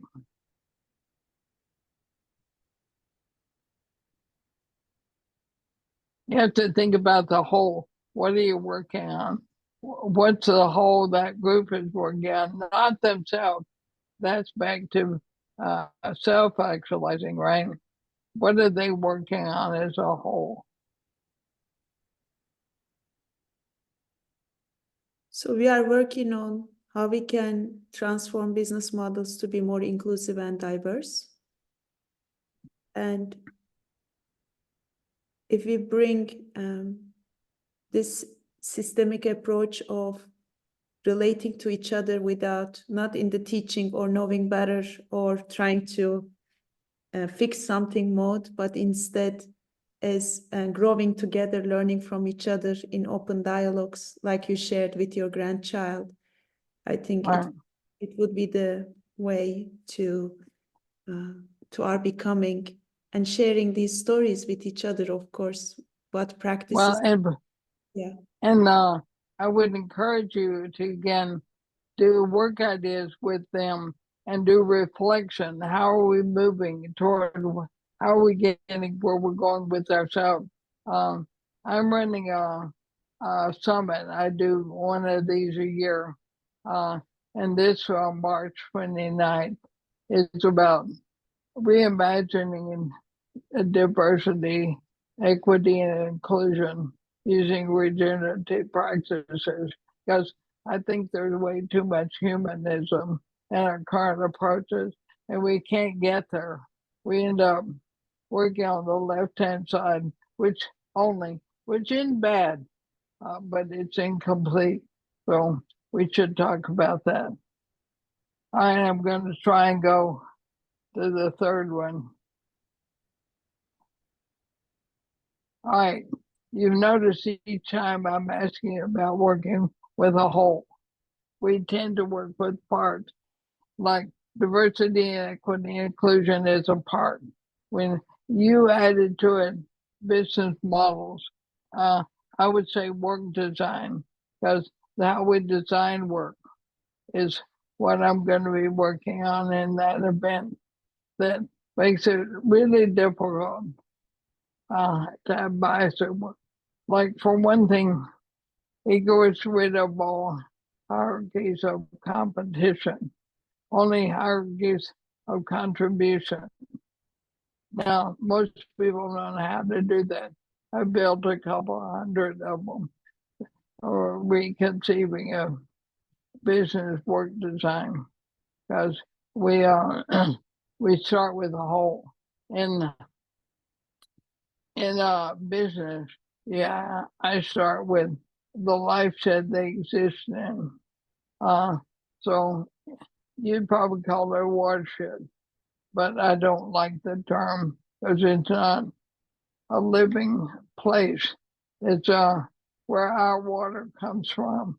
So I always start with LifeShed and have a business do a story, a place for that geographic area, but cultural area and spiritual area. And now we design the work and a business from there. I have some examples in my books of doing it in Europe and then a lot in Africa and the US and North America, what it means to start here. And you did give me an example with the family, with the whole one, but let's get more precise. Would you do it? Would you focus your effort on having your neighborhood or community where school happens focus on family rather than just parenting? In other words, how do we bring a whole family together? That's a different level of whole. And how would where you live come to play? And it's a place.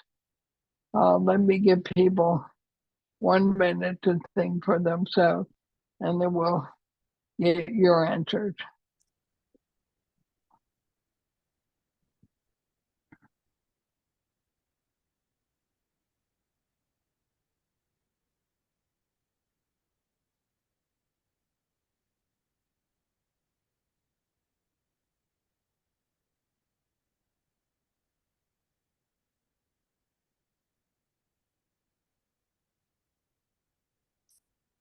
Okay, and the same thing is going to be true for your project. You're going to have to find something bigger to work on because DEI projects end up being very internally focused and don't build the greater system. But let's start with your family. What would be the whole that you might get them involved with? They could maybe work on family within the institution. Would it be your neighborhood, your city, your church, the school system? What would be the whole at work? We moved to Ibiza with my daughters, and I am Turkish from Anatolia. And my wider family and story and culture is Anatolia. And here we are rooting ourselves, but it's a transition. So I carry the stories and culture of especially Istanbul with me and my daughters too. There are languages. So I feel like, yes, this is our home now, Ibiza, but we are the seed of Anatolia. So a cross-cultural story is emerging in us and through us also in my work. And many people in my community are having this also transitions in their lives, whether it's generations or whether it's land. So I think it would be an opportunity to think cross-cultural stories, the nation for inclusivity and diversity, maybe. What's the essence of that place that brings up the cultural things you're talking about? What, like the essence of Paris is light. It's known as the city of light. Oh, what's the essence of your home where you are now? Ibiza is the island of freedom.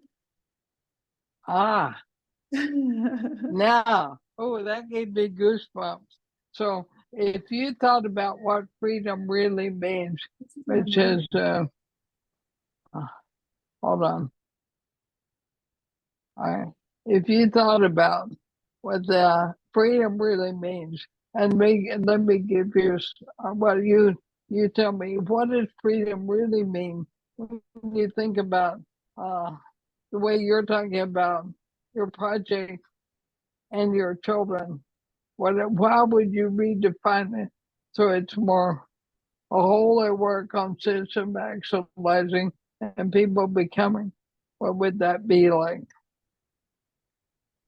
So the way we are experiencing freedom in Ibiza is everybody is free to live the life as they like by expressing themselves the way they are and finding themselves actually by peeling those layers of conditioning that exist in many other locations more than here. But also it's the freedom to grow our own food, to educate our children the way we want, and to relate to each other and to this island in ways, in new economic models, barter systems that are very innovative. So there's some danger in saying anything we want, because there aren't any principles about what that means. What if you and your daughters developed a charter for what the principles are if you live in this place and with this culture that we all live by, and start to process them with people, not as the answer, but as a chartering process. And then you annually do reflection with people on how you're doing living up to those principles. To me, freedom only comes when I have principles and I'm free to adhere to them or not. And so I think of freedom, I think of higher order principles which unite us in how we become. What do you think of that? Yeah, beautiful, thank you. The core principles here are respect to life. So that brings a lot of order. There is great respect to diversity. It's celebration of life and death equally. So there is this and dignified journeys. But there is also art and music, which is here, which brings a lot of creativity and imagination. What if you and your girls began to move around the community and hold events that people related to these principles, which you've written out, put the time in, and ask them how they're living up to those and what are they doing to put in their life? And what would that do for your daughters? And what would it do for you in the community if you're taking that idea of the play source idea of freedom and looking at it at that level? I'm excited. How about you? Thank you so much. I'm super excited because finally I have an amazing, exciting invitation that can compete with Roblox and other online games that they are playing for me. And you would need to do the same thing with your project. You get the kind of idea about, I mean, I hope you can bring a team and come to the summit I'm going to do in March. I think it would stir up for your project a whole new thinking like we just did, because it's so easy to fall into the current way of trying to overcome bias and racism and war. And we need a regenerative way. All right. So what is it? We're going to have to pause here. Reflect with me. What is this experience move for you from since we started to now? What's moving in you? I have joy, excitement in a very peaceful way. It opened up. I feel becoming whole. It's not business, it's not parenting, it's not Jana as an individual, but it's this, what is good for me is what is good for us. And I had a challenge of bringing my daughters into this equation, and I find it hard to be a parent, be a businesswoman as well. Now I feel like something came together in me, and it feels very, very, very, I feel gratitude. Thank you, Cara. Right. Well, thank you for doing it with me. I've got a couple of other things here. I can't give you all these, but yeah, oh my goodness. If you send me an email at carol@sanford.com, I'll give you the slides. But more important, if you buy a book, I'll send you the actual assessment and send me the receipt. And if any others want to join me for the summit I just spoke of, I think I'll soon be able to speak then. Hopefully I can talk at least as well as I can now. And you, if you want more of this, you can jump on Substack. Let's add in the chat everyone who would like to reflect on what this hour did for you, what it changed and moved in your thinking. Would people jump in the chat? And Rudy, if you would watch the chat and maybe share a few ideas for both of you who are studying this. Share, I'm losing my breath. So if you would share some of the reflection that jump out at you, I'm done. Thank you, Carol. Rudy, would you like to share from the chat? Yes, I will. We will save the chat also and then send it to you. But if you have are... a couple of minutes, I would like to share some of the things shared in the chat. Yeah. Yes, you can do it, please. Okay, Marianne wrote that we work with communities to help them set up a soil, food, wellness, and energy campus based on working with community members to examine what is working or not working in their community now, using globally proven methods to work from a whole living systems perspective. Okay, so let's only read ones that are about what people changed during this conversation, rather than because if they share what they're doing, we don't see how they grew, how they changed. Okay, Suleiman says healing and magical. Exactly how I felt. You are a badass. Carol comes to you. Anna says, I didn't stop taking notes. Thank you for this amazing insight. Okay, if you want to share how this 1 hour changed you, please write it in the chat. I'm going to share it with Carol. Okay, Marcus wrote, I love the notion of becoming as a word with no polar opposite. Other words like that are happening, aging, meandering, growing, learning. Such words have nonlinear power and tap into something deep within us. Okay, please share how this 1 hour with Carol changed you in the chat. And let's healing and magical. Yeah, it's exactly like that.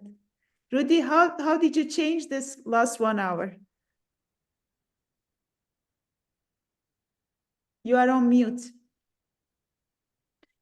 Bogdana wrote clarity and inspiration, Carol. Yeah, for me, it's mainly about letting go of everything we know and be in the moment of what we feel inside and how we relate to each other, you know, from an alignment that is, you know, our connection from within, basically. Yeah. And I would add beyond that, it's not how we relate, but how we can develop. Because it becomes sometimes us being nice to each other, and rather than, I'm very confrontive, like I'm stopping you right now because I love you and I want you to be able to go a next step. How do we learn to evolve one another out of deep caring? Thank you. And by the way, I am doing a group on the conscious dying, and one of the books we're using is Tibetan Buddha Dying by Sogal Rinpoche. If anyone would like to be engaged with me as I move through a transition sometime this year on my website, well, send me an email and I'll tell you about it. All right, I think we're out of time. Thank you, Carol. We have more notes for you. We will share it with you via email. Thank you. And yeah, I would definitely love to join the conscious dying circle that you are doing. Thank you so much for participating, for opening my portals to new possibilities. It was a loving, caring, transformational session. Thank you so much. My pleasure. I get a lot out of doing these. Thank you all. And Ruth, I saw you here, and so I'm saying hello to you, one of my CAD members. Really glad to see you here. And Nora, to you and folks who are doing your work. Bye-bye, Carol. Carol. Thank you so much. Bye-bye. Thank you, Carol. Okay, let's move on to the next part. We need to take the slide out, yes. So in our next block, are you going to create a group, Jenna, again? I will. Please invite So we them. have Laila June. I don't think she's in yet. I haven't seen her yet. We have Andres Roberts, Ida Faldbakken, and Zeynep Yalim Uzun. Zeynep. Ida.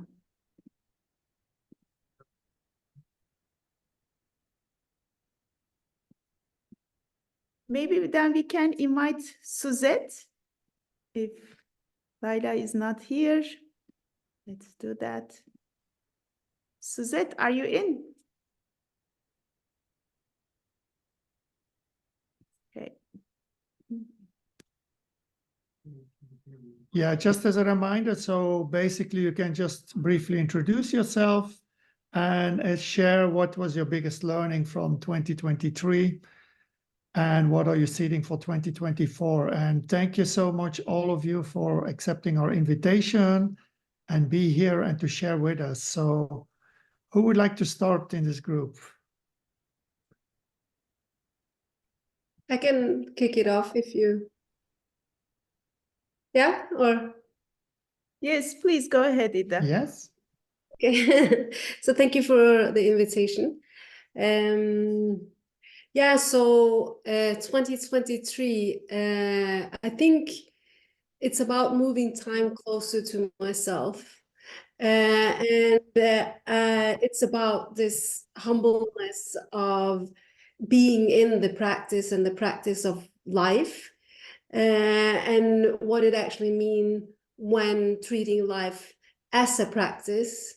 I was deeply moved by Nora Bateson's kind of when she said, "Do you know that I'm holding you in dignity?" And it's like holding each other in dignity. And one of the things that I have learned to and having to practice now is that I have a father that is quite grown up. He's 83. And I need to practice this relationship with him, because eventually that small incremental change that is part of nature is going to end. And it's like being there closely and see like, how is this relationship? And I think I'm more like, I learned to collect moments instead of chasing these big experiences. And one of the things is like I had this moment where I was like, I just need this potato. And I helped my father with his kitchen garden this summer. And because he was away, and then we have this long exchange about, he was asking about, is the potato there? Is there flowers on it? Blah, blah, blah. And it's like, and my father is not a handyman, like he's a writer.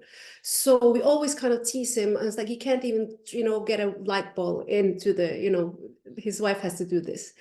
But then all of a sudden I experienced this man that is like, wow, he's a farmer. He is actually super practical with this kitchen garden.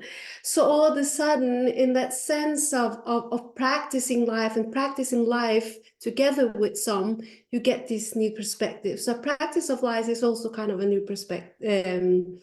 It's about curiosity, and then also moving time closer and closer to this like little growth of this potato, this moment that I experienced.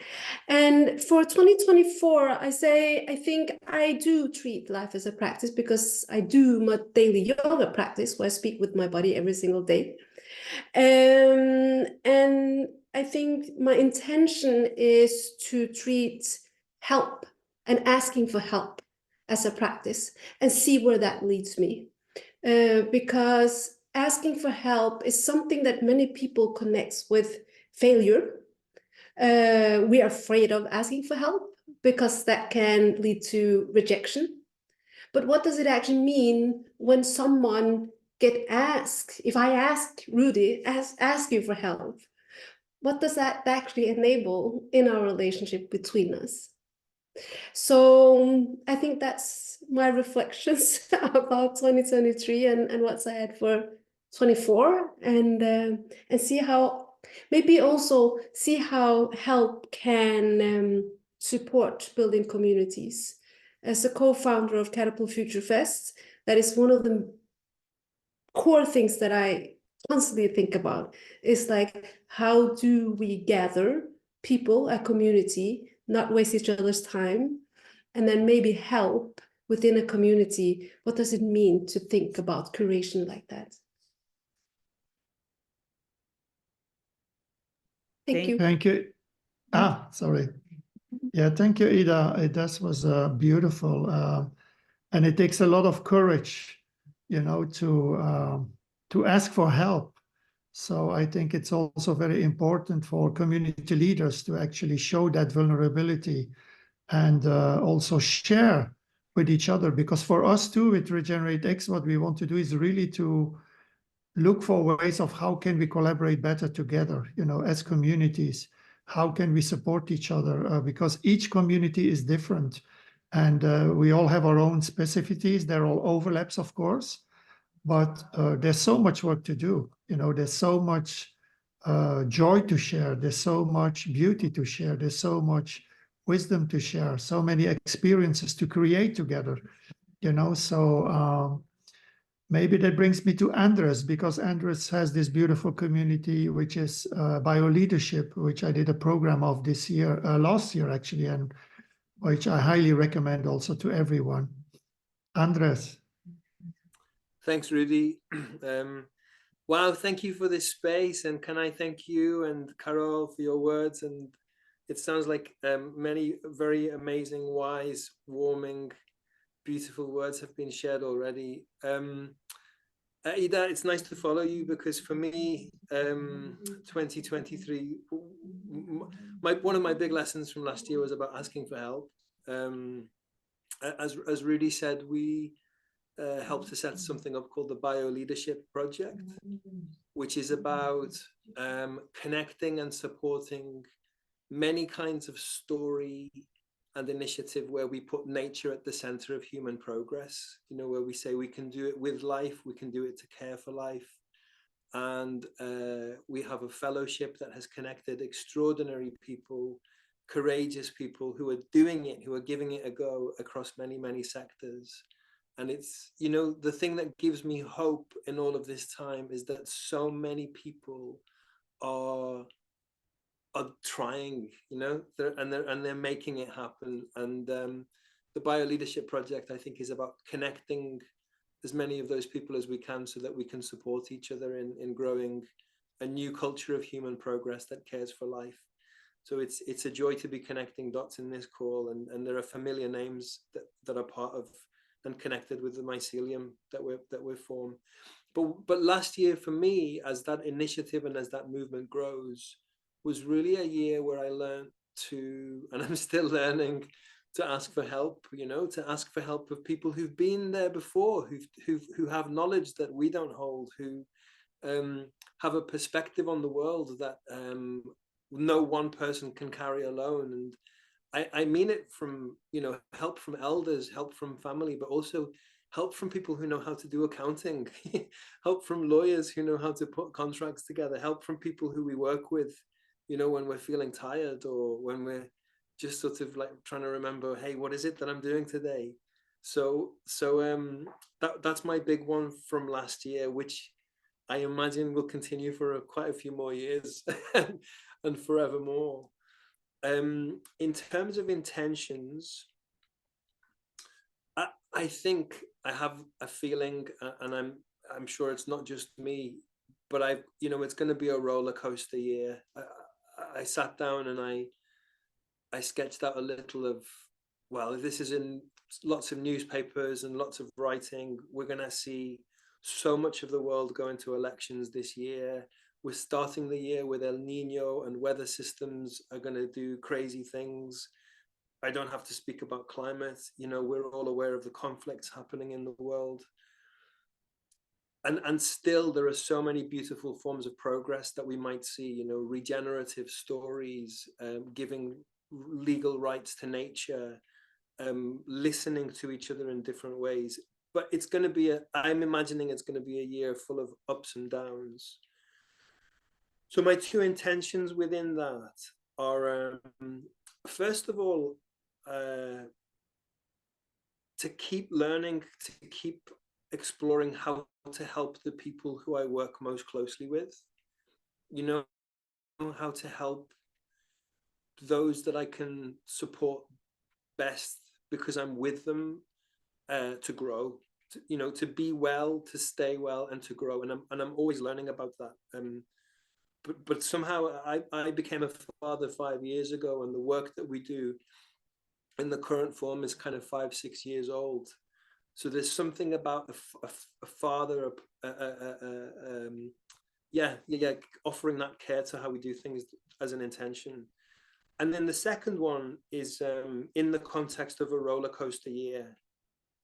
There's an amazing gentleman called Ilarion Merkuliev. Some of you may know. He speaks on our fellowship. He's an elder who lives in Alaska, and he speaks about how elders around the world are saying it's the time to let go of the banks of the river and allow ourselves to float in the middle of the river.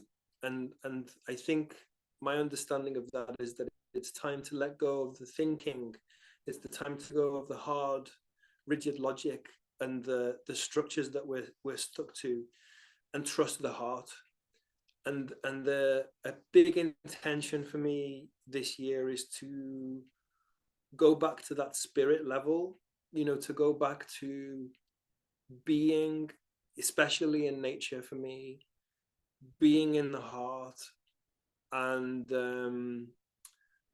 cultivating kindness in my own heart, from which I think comes another form of understanding of the world and how to go about navigating these times. So those would be my two intentions: care and to let go of the banks and be in the heart. Beautiful. Thank you, Andres. Zainab, let's hear from you. Zainab has a global career in Unilever and is on the European Women on Boards, and she's completely regenerating, if I may say. Is that so, Zainab? I try, Rudy. I try, and it's great to see you and the whole community here. And Andres, what a beautiful place to live for me. I think I loved what you were saying about the heart. So when I received Rudy's questions, I started reflecting back on 2023, which was a very difficult year for my country. I'm from Turkey. And on the 6th of February, we had one of the biggest earthquakes that this country has ever seen, with a lot of loss of life and pretty much the shutdown of the country for the next 3 months. This for me came at a time when personally I was in a place of reconnecting back to my motherland after many years of emotional and mental separation from it, connecting back to my ancestors, connecting back to the land. So it came as a big shock to my system personally. Of course, for the country, it was devastating as well. But when I distilled all of what has happened during that period in the first half of 2023, I came up with one thing. I had a kind of big revelation about the transiency of life itself and how one moment can change everything, including your perspective on what living is all about. So I think from 2023, my big lesson was really about transiency, and of course the outcome of that, which is being in the moment, doing the things as they come, acceptance. So lots of lessons around it. So 2024, I'm starting with great excitement on the personal front because in the second half of the year, I got the opportunity to start working on a field which is really close to my heart, which is regenerative medicine and biotechnology. I am not by any means a doctor or a professional in this field, but I'm a marketeer, a communications person, and I got the opportunity to work with a startup that pretty much works in the field of longevity, so expanding human life as it is. A very exciting field that I've been kind of wanting to be part of for a while. So my intention for 2024 is about health. First of all, health for myself and those people close to me. I have some personal health challenges that I'm trying to regenerate myself in some ways, body-wise, physically as well. So starting from myself, of course, my close family, and then of course for the greater humanity as well, to be able to do something through this company that can possibly help with giving people a better health and a better life. I think that's kind of the intention that I'm setting for 24. So health for us all. Aho, health for us. Thank you, Zeynep. Thank you. So, Thank you, and it's great to see everyone today. Suzette.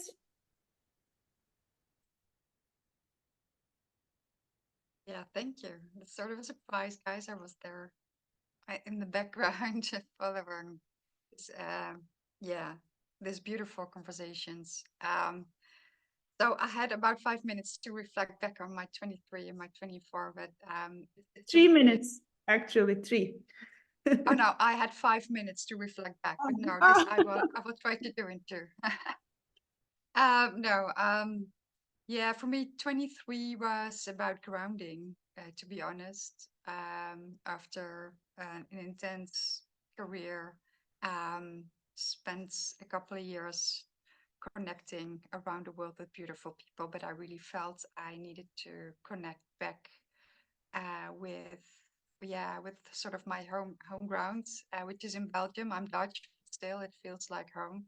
So that was 23 for me, which was an intense but beautiful year to decide to stay in Belgium and find a language to how can I bring back all this experience and how can I translate my holistic view to boardrooms, which has been a struggle for sort of a couple of years. So how can I translate and what role do I play? What role do I want to play without losing myself and still being able to contribute in a way that I connect with the people that I feel,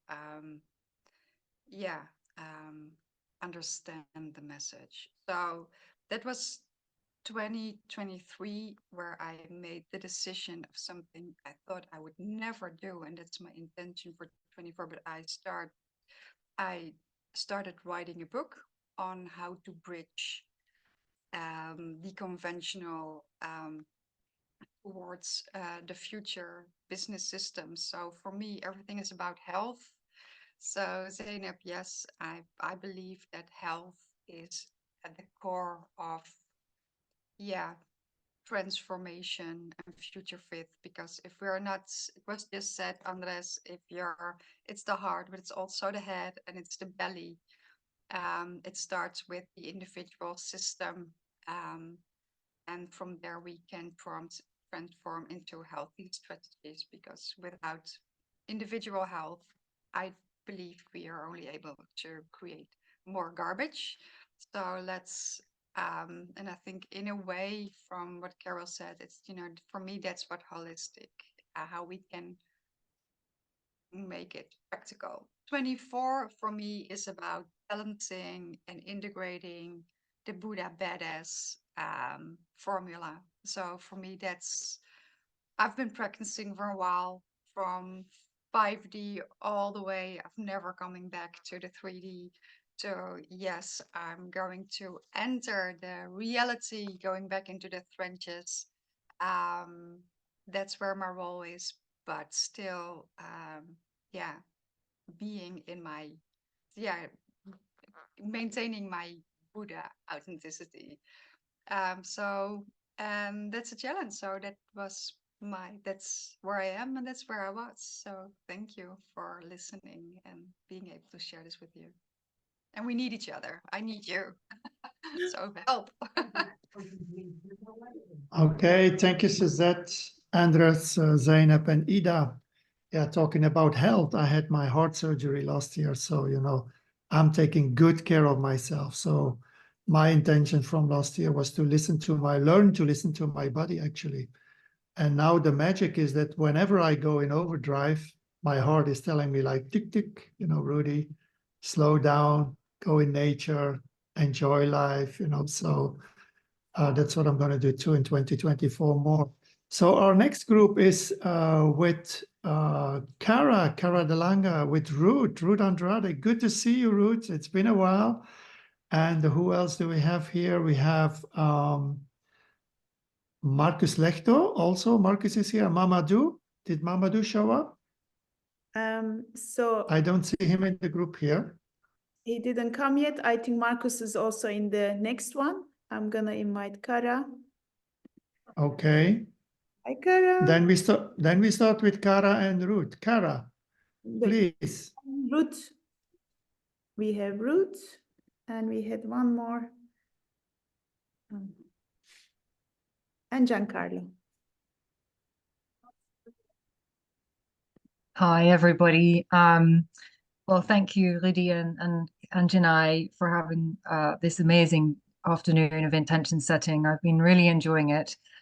For me, 2023, the learning felt really very much about stepping into the observer role. So it feels to me as if many of us in the personal life, a lot of us that have had challenges, and I definitely had challenges last year, is almost as if in our personal life we're being prepared for us to be able to complete our mission on a larger scale. This is what it felt. And to be able to sort of step back and view what's happening in the world from an observer role and being able to detach so that we are sitting, just as you just said, Andres and Suzette, I love it, the heart, the heart, the mind, and our inner wisdom.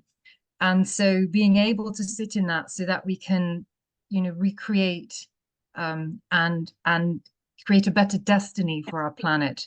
And that's what 2023 was very much for me. It felt like it was getting into more observer role, healing. And 2024 feels really like the year for all of us, right? Stepping into our inner power, our inner power, that inner knowledge, that the listening, the heart, all of those things that have been said earlier today, the oneness, the wholeness, and really listening out for the messages. And Rudy and Can I know this. So one of my biggest missions is to get rid of the burnout in the organization so that we can actually start taking greater care of our planet. But I've founded a group of people that's one of my missions, to bring together a group of people that are going to start changing the world. So it's currently, called Planet Act. It's a think tank, but we're going to green-hearted, I guess, in a green-hearted way, take things to the next step. And I love how you've been talking about health, because I think health is so important, and especially in the way that we work. So one of my things that I'm working on this year, in collaborating with the World Health Organization, is a health certification that businesses need to implement for their employees. So it's a bigger thing. But I'm always trusting the universe that the right people will come together to make it happen. So yes, I'd say that would be the intention for 2024 is inner power and collaboration for all of us, right? As a collective, like better collaboration for us to enable to start creating and shifting things. Thank you, Cara. We are looking forward to that certification and our collaboration. Thank you so much. I think you need to go. You can go if you like. I do, yes. I've got to feed my little one. So thank you so much, and wishing you all a wonderful evening. With love. Hi, Giancarlo. Let's go with you next. Hi, hello. Thank you so much for having me. It was super interesting. So as a recovering addict, I'm interested in healing and mental wellness. Yeah, it was interesting to hear Carol talking about this journey from the self-actualization to the system actualization. I wonder if there is something similar here that I'm about to share. So I'm working with 5 somatic and transpersonal psychotherapists to develop a healing method that look at mind and body, of course, but then also at purpose and cosmic consciousness, we call it. So we've been looking at authors like Rupert Sheldrake and Stan Grof and Bernardo Kastrup on this idea that consciousness is not an epiphenomenon of the brain, but is primordial. It's a fundamental part of reality. And that, you know, the brain is like a TV set, right? It shows the image, but the signal comes from somewhere else. Now, who knows from where? We call it cosmic consciousness. And why is that helping on the healing process? You know, Jung used to say that, you know, if we feel that we are related to something infinite, then, you know, we can easily neglect the trivial thing, the non-important thing. And also, if we feel there is something of a cosmic design, we can trust and surrender more easily. We can just receive reality and navigate reality with less friction, more harmoniously, just accepting things as they come. And I discovered recently this philosophical movement called Metamodernism. I was happy to meet Brendan on video because I maybe, you know, modernism did not care about spirituality because it was about reason. Postmodernism did not care about spirituality because it was about the relativism and fringe movement, and metamodernism includes spirituality. So maybe that can be a philosophical framework that could legitimize this idea of cosmic consciousness, psychedelic science, quantum physics. Yeah, I think I said enough. Thank you very much. Thank you, Giancarlo. Okay, Ruth, welcome. So good to see you again. Good to see you again. So yeah, for those who don't know me, I think most people here, my name is Ruth and I work for LUSH Cosmetics with the environmental part of LUSH called Earth Care. And I also work with 2 nonprofit projects, one called Realliance, working with regenerative practices within a disaster and displacement scenario. So doing a lot of work in refugee camps and informal response in humanitarian situations, and also Regenerosity, which again is bringing capacity strengthening and capacity sharing with grassroots organizations working with regenerative practices. So very much like rooted into the world, and I think very real and pragmatic. And I think this also means being a lot in touch with the communities that are already feeling the biggest effects of climate change and war. We had projects in Gaza. We have, you know, suppliers in the West Bank.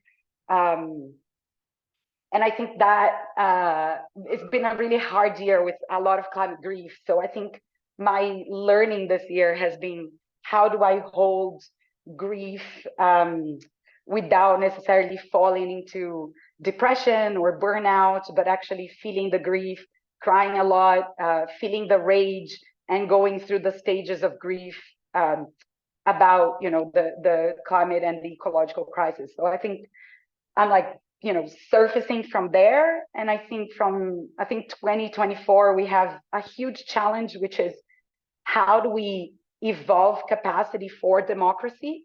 I think with a big election in the US, a big election in the UK, with the war in Gaza and in the Ukraine, is how do we also strengthen our capacity for democracy and self-determination within politics, knowing that Bolsonaro have been elected in Brazil. I'm in Brazil right now, and did so much work. And I think it's important that the movement also touches politics and democracy. And the second, I think, is I think from the grief, I'd like to create more spaces for us to really image and imagine what a future within our current constraints of climate change could look like. So how do we start reimagining our communities really in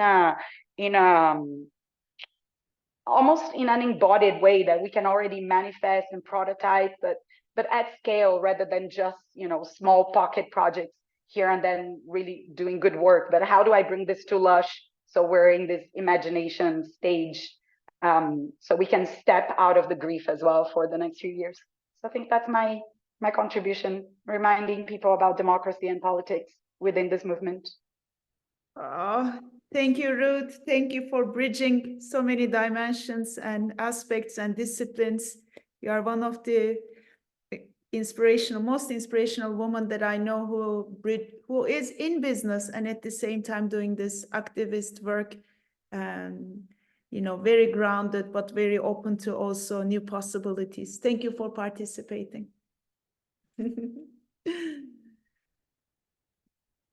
So let's continue. We will invite now Devi Lemos, Lucia Hernandez, Semin Yalman, Eda Çarmıklı, Marcus Lehto, and Tom Mansfield. I'm gonna bring you in, Semin, Tom, and Marcus. These are all the platform specialists, if I look at it. And welcome. Davey is in Relap, Tom, Bioleadership, Cards for Life, Eda and Marcus, Joint Idea, and Lucia is about regenerative platforms. So maybe have a short chat about platforms here. It would go forever. Let's just start with the intentions. Eda, would you like to start? Sure, thank you, Janai. Just like Rudy said, I am a co-founder of Joint Idea, LifeWorks Labs, and La Mafia with Marcus.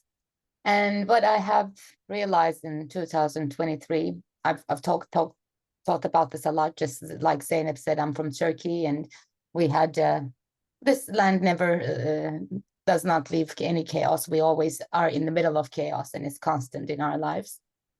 However, biggest realization was for me is that I realized I don't know anything. I'm at the age of 50.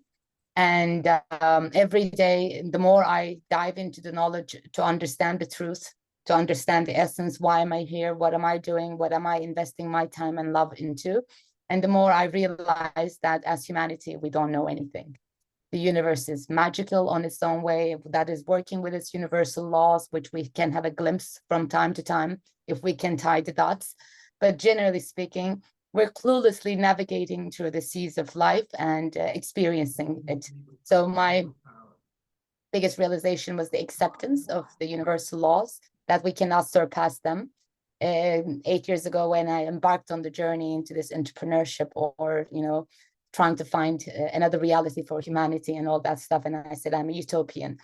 And I believe that utopia is possible for humanity and that we can surpass duality. Duality is the universal law, one of the biggest universal laws, and we are born into creation through the duality with our mom and dad, a feminine and a masculine energy. And how silly I was. I just realized constantly how silly I was in thinking that I knew things.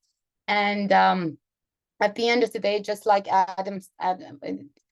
Douglas said in the beginning, is that life is happening to us all the time. And our only control that I know is our control, how we're going to respond to anything that is happening to us. With it out of our control, how much we are prepared doesn't matter. At the end, life will happen. And My intention is that we put our attention into our response. Are we going to react or respond? In every single moment in our lives, whatever comes, may we all, and continuously expanding, I hope, in humanity, that we pay that attention. And in our land, Sufism, there's a saying that when you are talking, you should bring your words through these 3 doors. And if you don't pass through one of these doors, you should not even utter that word. And it is it true? Is it kind? And is it necessary? So I believe if we pay that attention, we can change the shift where we're going of humanity with just paying attention to our reaction and response every single moment of our lives. Thank you, Janai. Thank you, Adib. Thank you for bringing these wise words. Let's go all the way to Brazil. Davy. Thank you, Janai. Thank you, everyone. It's been such a pleasure listening to all of you and your learnings and your intentions. I'll try to be short and concise with mine. I think 2023 was a year of a lot of realizations. And I think the key concept that describes it is pragmatic faith. Because we need the faith that this new paradigm, this new way of living is possible. And to have faith is to believe without seeing. But we need to be extremely pragmatic with the reality that we're currently living in. Pragmatism is to see what we don't wish to believe, that we are living through systems collapse in multiple dimensions, that there is objective scarcity and poverty and pain and suffering across the world, and especially in the global south. And pragmatic faith to me is the way to integrate these 2 things. How can we hold the faith and the possibility of this new paradigm in its fullness of its abundance and beauty and love, while not forgetting the scarcity and the pain that are happening right now, which require us to have pragmatism. So that was my big lesson of 2023, to integrate it and try not to, be in either of the extremes of pure faith and intellectualism and so on and so forth, and pure dreaming, and not be either on the fear of the scarcity and doomsday scenario zone, so on and so forth. We have to integrate both of them in the best of our capacities. And my intention for 2024, I think many of you might have had the opportunity to watch the conversation between Daniel Schmachtenberger, Emil Gilchrist, and John Vervaeke. And I listened to it again this first week of the year now with a lot more pause and journaling. And this idea of wisdom necessarily entailing some form of restraint was what stuck with me, that I'm trying to practice this year. So this concept of enoughness, right? How much is enough in terms of our consumption, in terms of the resources that we need to live, in terms of our compensation, in terms of our quotes for projects, in terms of our equity, in terms of our everything. What is enough for us to demand and to ask from others? And similarly, there's an enoughness of, let's say, structure that I think a lot of times we can find ourselves trying to make too many plans and overdo them. And for this experiment in collaboration to take place, we need to find the minimum viable structures for collaboration. So how much structure is enough for us to have psychological safety to take the next steps and play together and experiment and play? So I'm seeding these intentions of enoughness, both in terms of resources and also in terms of structure, so that we can accelerate whatever needs to happen.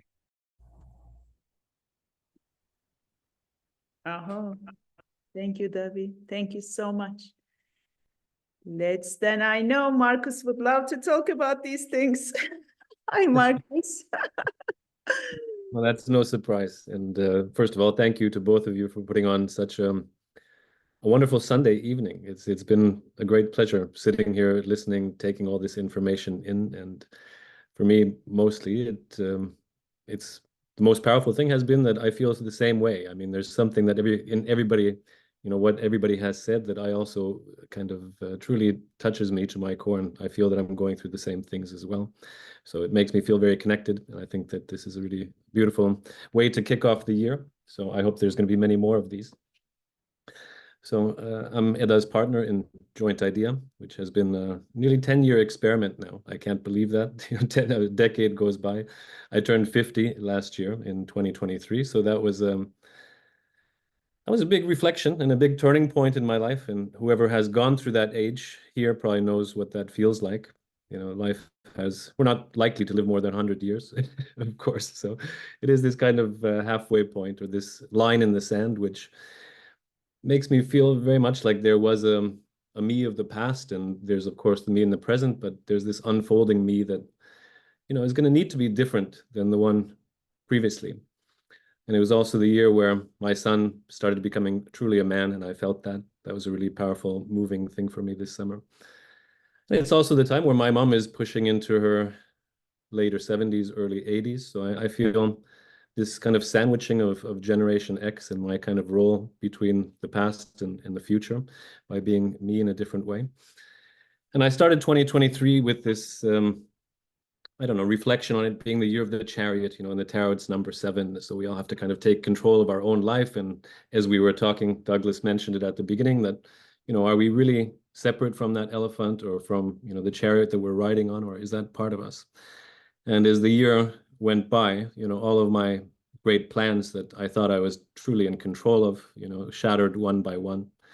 And I realized that, this unfolding truly needed to take place. And the year for me was really about what, out of all the things that I've tried to been serving over my life, I guess, but in particular over this past 10 years, as we've been really very focused on what it is that we're doing, what out of all those is the most important for me?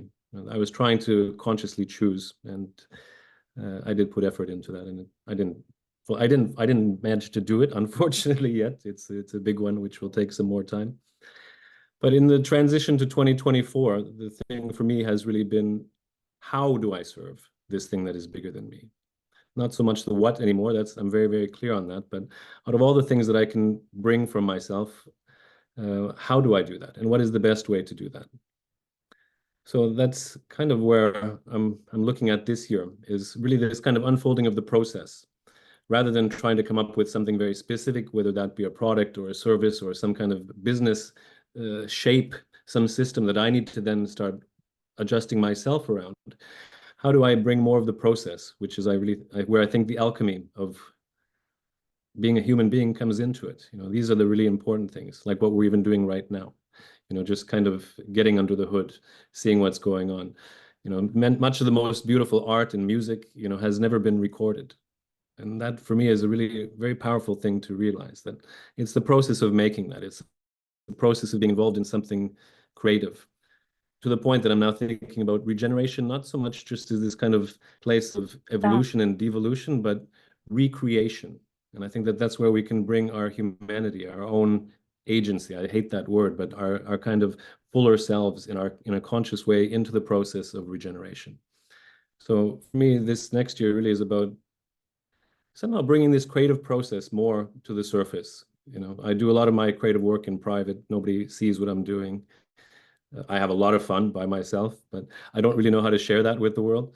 And I think that this year, to allow me to live the life that I want and to make this really happen, I think that it's a chance maybe for all of us to bring our process a little bit more to the surface and be a little bit more vulnerable on that side, not worry about the perfection of the final result and the kind of polished end result, but the roughness of the process. And that's, I think, where the real beauty is. And if we learn how to share that more openly, more vulnerably, and more frequently, then I think we'll get somewhere. So my hope and intention for this year is that. Thank you, Marcus. I'm looking forward to listening more of your music, obviously. There might be some other surprises too. Thank you so much. Lucia, let's continue with you.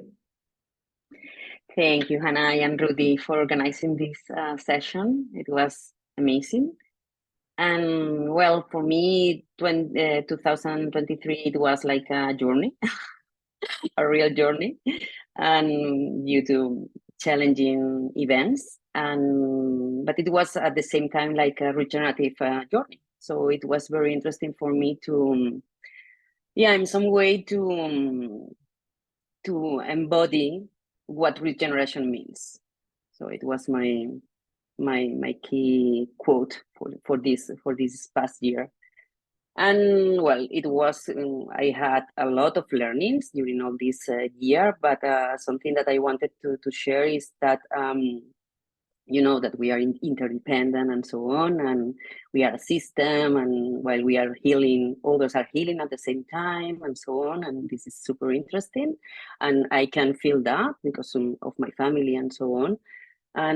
But one thing that it was really interesting to realize, it was like so looking at people, at other human beings, like or as a version of yourself. So this was super powerful because it was like, so if I'm looking at them like a version of myself, how can I don't know, hurt someone? How can I judge them? How can I tell them what to do, what to think, whatever, if they are a version of myself, right? So it was super interesting, this realization, because at the end it's like honor, of course, each other path. And from this point of view, and you can extend that to human beings and non-sentient beings, right? So honor everything in life, and and to look at them with this lens, no, with a lens of love, compassion, of course, and as one, And we I think that Ada was talking about duality, no? But when you feel the unity, when you feel that we are really just one, this is super powerful. And well, this is something that I always trying to understand how to bring, no, to projects, initiatives, and companies, and so on. So my intention, from a personal perspective, that I like this idea of from the point of view of the origin of the word, that is about direct my attention to. So from my personal perspective, is more about to feel more, to touch more, to relate more, and use the minimum words, So I want to be silent. I want to be silent. I want not to speak too much from my personal perspective. In my professional perspective, I have been working around the platform economy for more than 10 years, and I have been doing consultancy and studies of the platform economy, because it was like, wow, platforms are gonna change the world. And I was super interested in understanding how really platform models or platform mindset could really generate a positive impact in society. And during the last 3 years, I have been researching the intersections between platform design and regenerative design in order to create something that we can use in order to create platform strategies for regeneration, because that platforms are more scalable thanks to network effects. So can we scale regeneration through platform strategies? Because this is the thing that I am trying to sense make, and so my intention professionally is about keeping working on that, and working on the framework that I am working on, in order to really to bring something to the organizations that they want, or initiatives and projects, and that they want to really to bring this to build the internal capabilities, as Carol always says, to build the internal capabilities to think by themselves. So this is my intention. Thank you. Thank you, Lucia. Thank you for your work. It's a blessing to get to know you in 2023. Now, I will invite also Mamadou, who joined to this chat. And thank you, Davi, Eda, Marcus, Lucia. I'm gonna. Okay. Yeah. Hello, everyone. Thank you very much for inviting me to this great session. I mean, I've been hearing a lot of inspiring messages from all those leaders and light workers. It's definitely, you know, an opportunity also to salute the work, you know, that Chene, you've been doing also with Rudy, with RegenerateX. I think it's a highly necessary and important platform that really allows, you know, like-minded people to come together, co-create, find a safe and open space to not only learn from one another, but learn about ourselves, to kind of go back out there to the world to build something even better, stronger, with more love into it. So thank you. I salute that. I wanted to share a bit, you know, when it comes to shared intentions, of course, it's always, like they say, you don't know where you're going if you don't know where you're coming from. So when you look at 2023, for me, it was very much a year of that I would say breakthrough. In breakthrough in many ways, where you know, you've been dealing with a long journey, and you keep on seeing that light at the end of the tunnel, until you kind of get to the tunnel to feel, you think it is the end, and it actually gets further, but you can sense that the further you go and the closer it gets.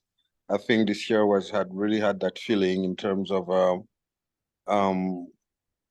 you know, following my intuition, but also clearing the space, right, as to the people that you know, should be in your life or enter or coming onto your frequency. It has strongly manifested this year, but it was the result of many years of actually working towards elevating that vibration, so that those who also connect with that can actually feel it and engage.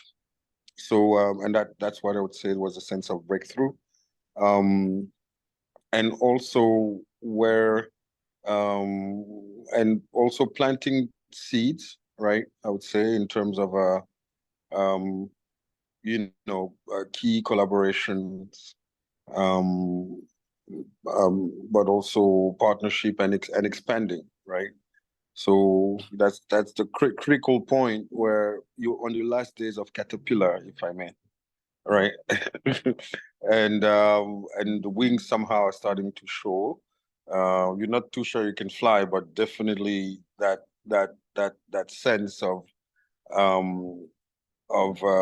being very close to be able to effectively transcend has been very clear. Now, when it comes to set the intentions for 2024, you know, it's an interesting year. I think, you know, not too sure who mentioned, you know, last year was a year of 7, mostly linked to intuition, right? You follow your own light.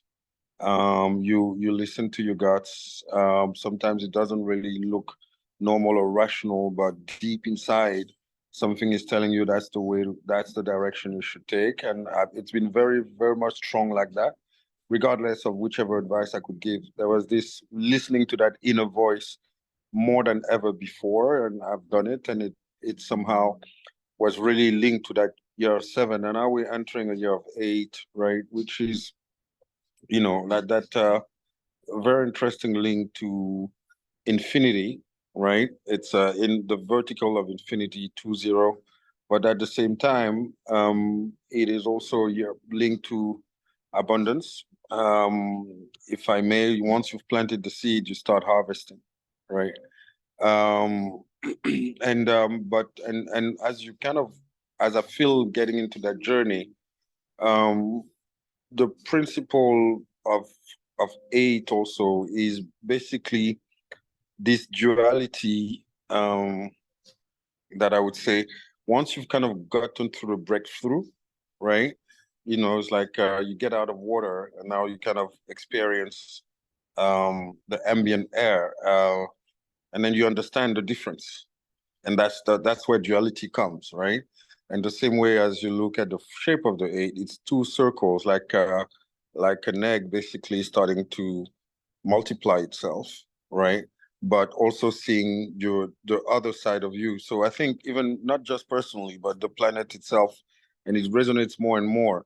With that awakening will come so much more clarity as to who is who, right? As to also who we are versus what we're not.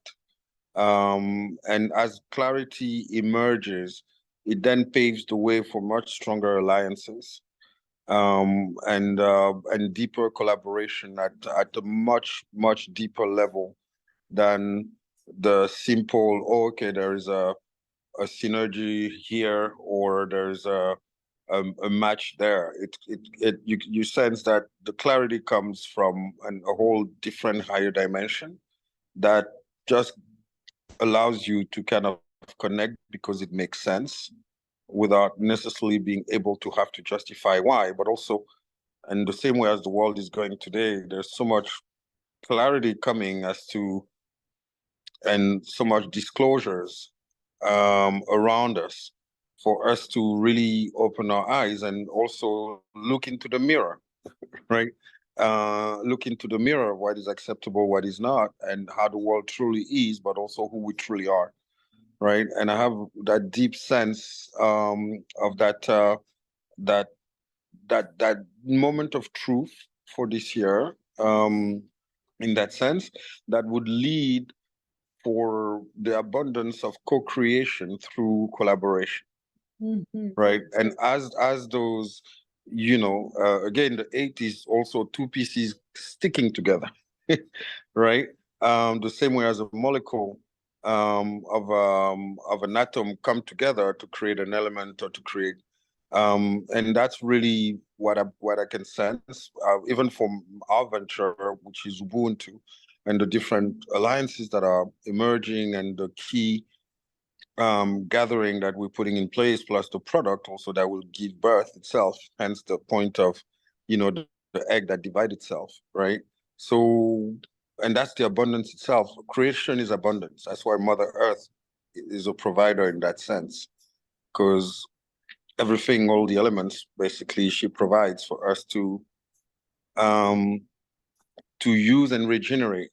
And this whole point of regeneration is also understanding the principles of nature, right? And I think for very long, we've been plunged into this concept of an economy of scarcity, in order to maintain people in fear, and therefore react from a much lower chakras, and therefore divide and kind of nurturing the antithesis of who we truly are as divine beings, right?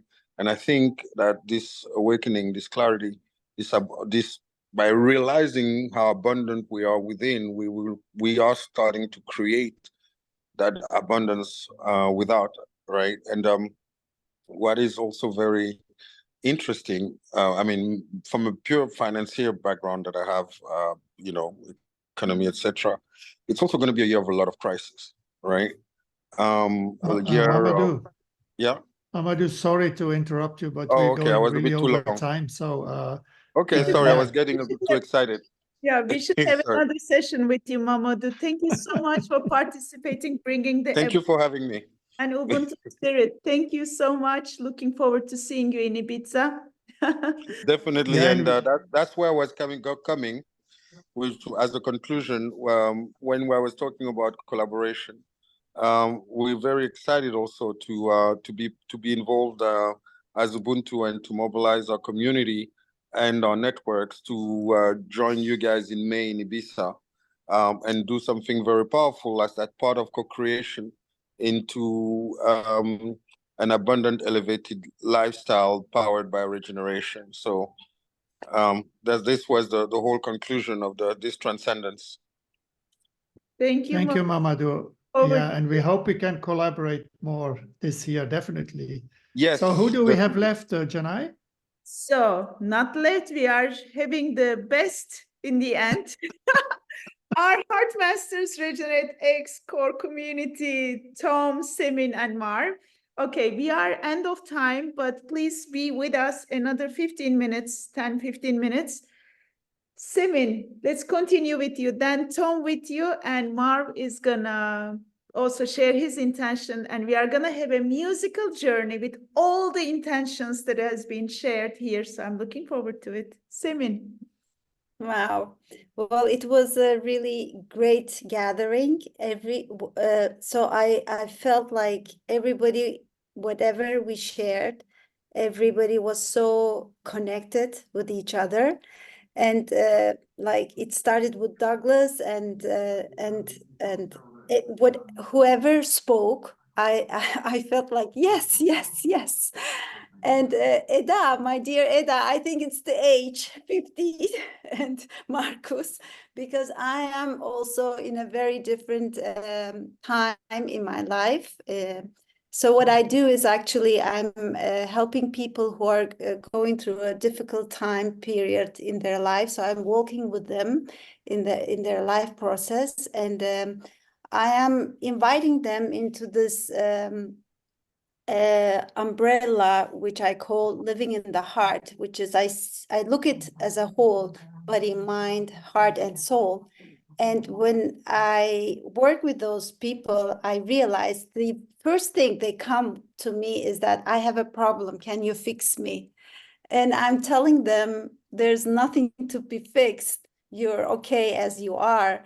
And I'm so glad that I also reach that level in myself, because I was also thinking that there something is wrong with me, so I have to fix myself. So, and I came to this conclusion that for me, heart was the main thing. But then this year, I met two masters, and they said, they didn't talk about heart. They said, honey, you have to live, just live.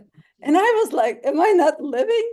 So that invited me into this consciousness that are we really inviting us into this living process, or are we really in our minds and in our fixed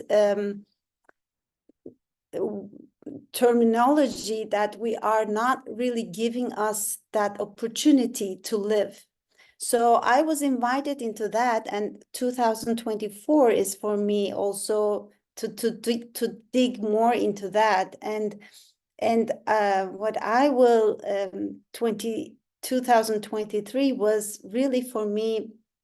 I'm also from Turkey, and many things are happening in this country, really, and this big earthquake, that's how everything started. But really,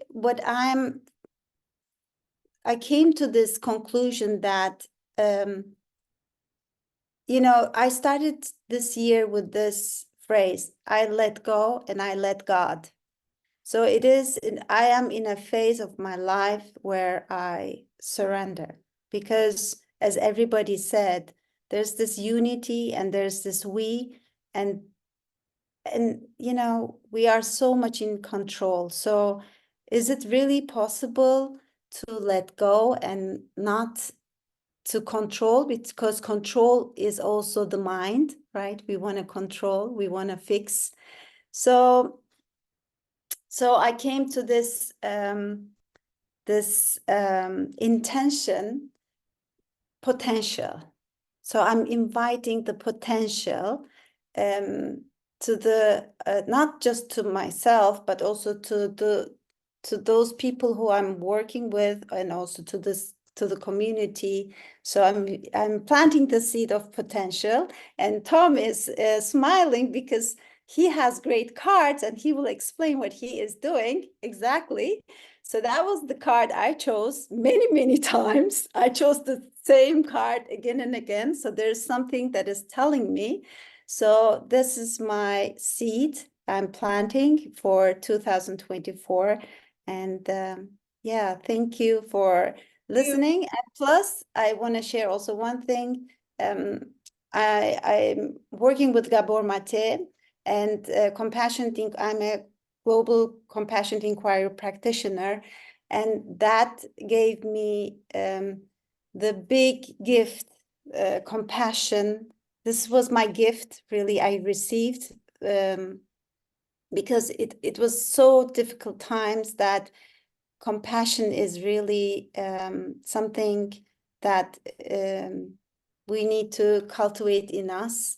So yeah, I spoke. Thank you very much. Thank you, Simin. Then the potential goes to Tom. Welcome, Thank Tom. you, Sinai.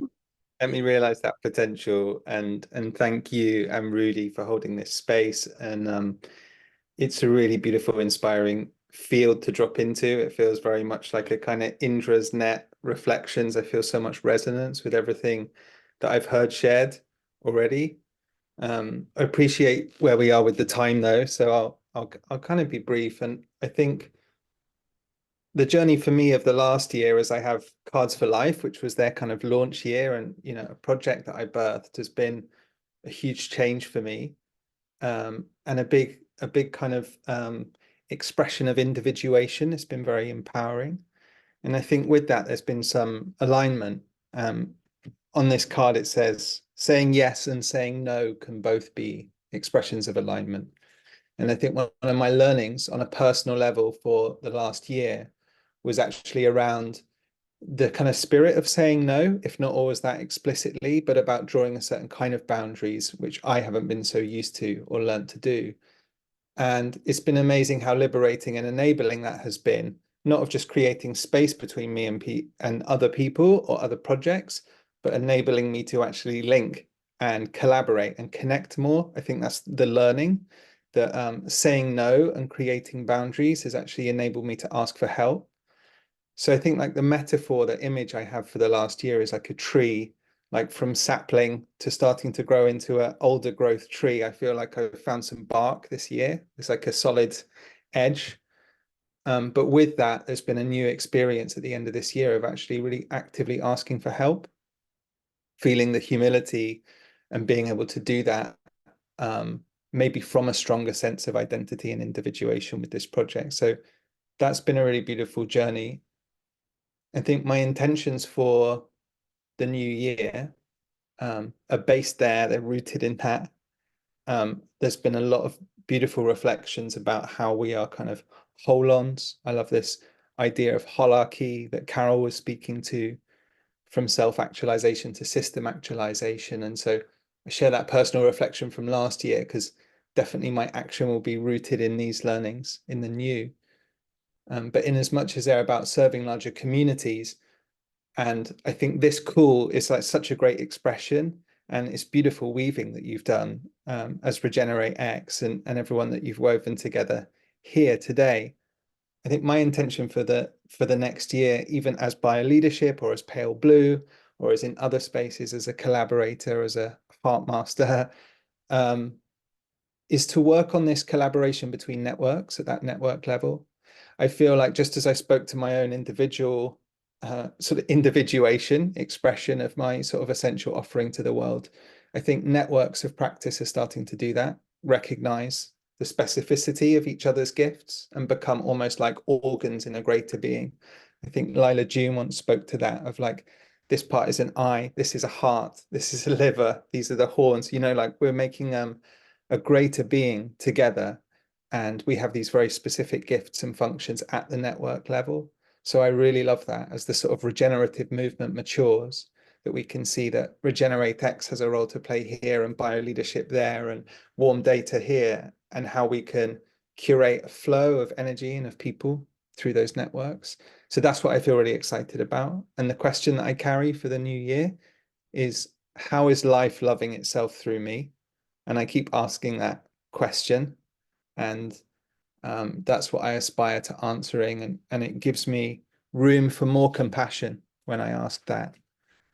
Someone else spoke to seeing each other as like another me. And so I think this thing about life loving itself through me recognizes the whole of life, and it recognizes the individual identity of me and connects those things in a sort of multi-scalar way. So it's this fractal understanding of the self that feels like it's really maturing for me and really enabling. And I love feeling the reality of it here in the resonance with everyone's reflections and intentions. So thank you all for your shares, and Rudy and Chennai for hosting, and wonderful to be between dear Semin and Marv. Good to see you, brother. Thank you, Marv. Thank you, Tom. This was so beautiful. I just like had this big smile on my face, talking about viewing and frequency lovemaking of life through me, and how we can view together.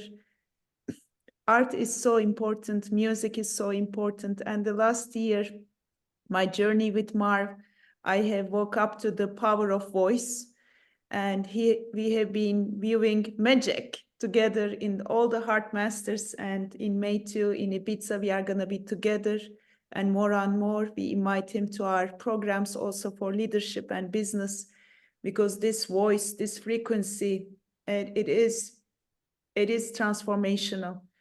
Marv, thank you so much for participating. I'm looking forward to your intentions and how you will share what has been shared here through your beautiful voice, through your beautiful eyes.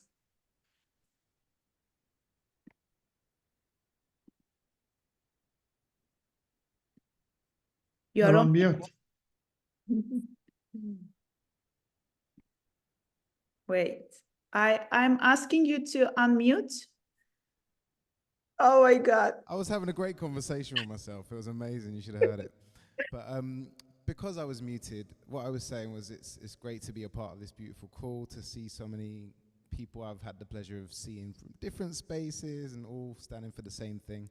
And for those of you who are still tuned in, it is for a reason. You were not locked in by time commitments. You care about music. And because of that, I'm not going to answer the questions through speaking. I'm just going to make the music, and we'll see what comes out as a response to reflections and intentions, or attention. Either way.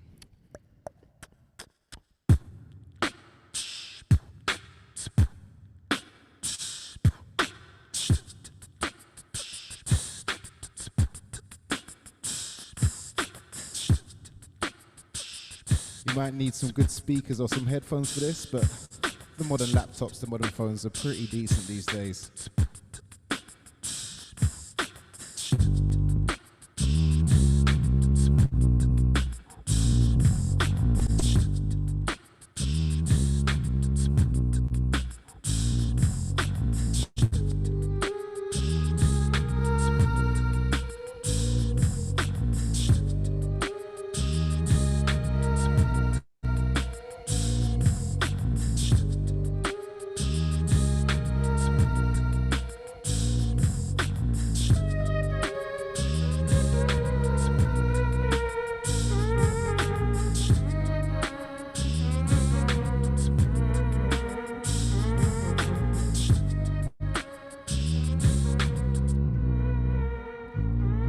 Reflections and intention.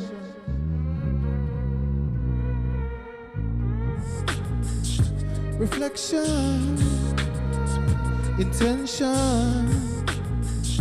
Reflection, intention.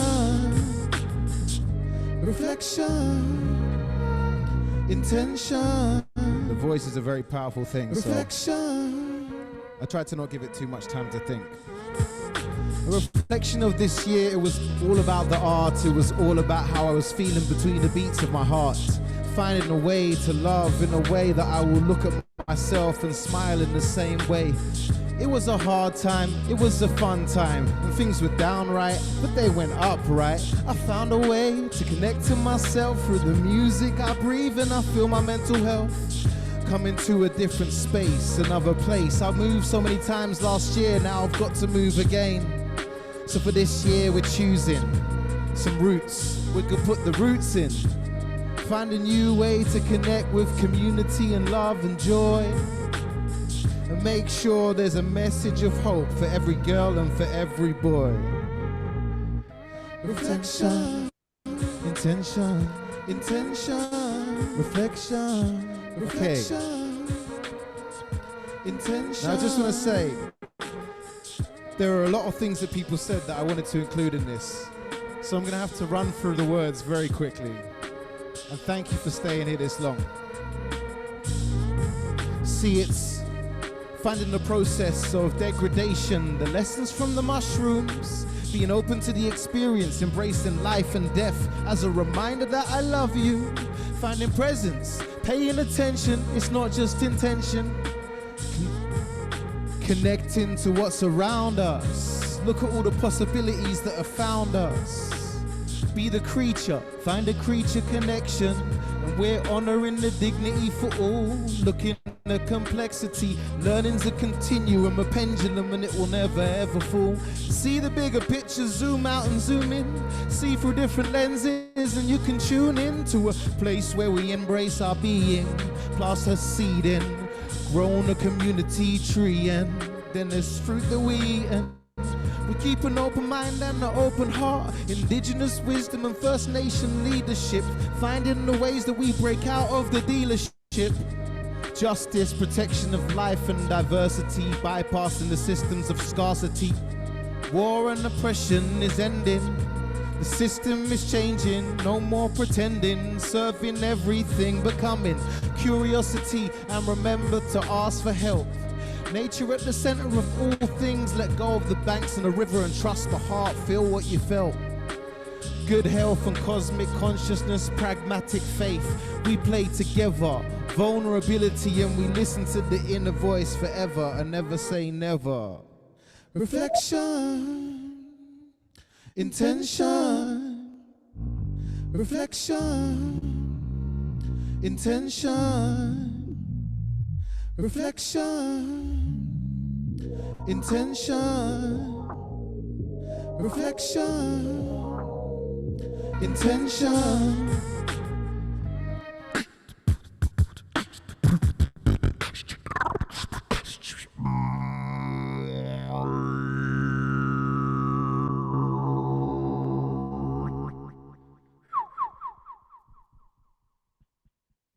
Got in as much as I could. This is such a beautiful thing to be tuned into the stream of everybody sharing this high level wisdom and being able to just take notes and think, I trust in the art to come through in that moment. So thank you for everyone who's listening and for everyone who spoke. It's been a beautiful experience as usual.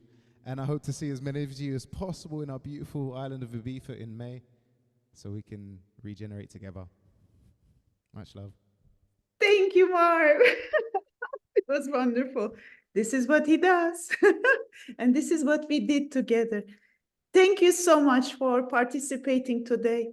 I didn't know if 3 hours would be, too long, but here I am feeling energized, blessed, so grateful, inspired, opened, healed, and transformed. To be honest, we are doing these things for ourselves. Obviously, we are enjoying and benefiting the most. But when we benefit us, we benefit each one of us. So thank you so much. It was a great event with so much inspiration.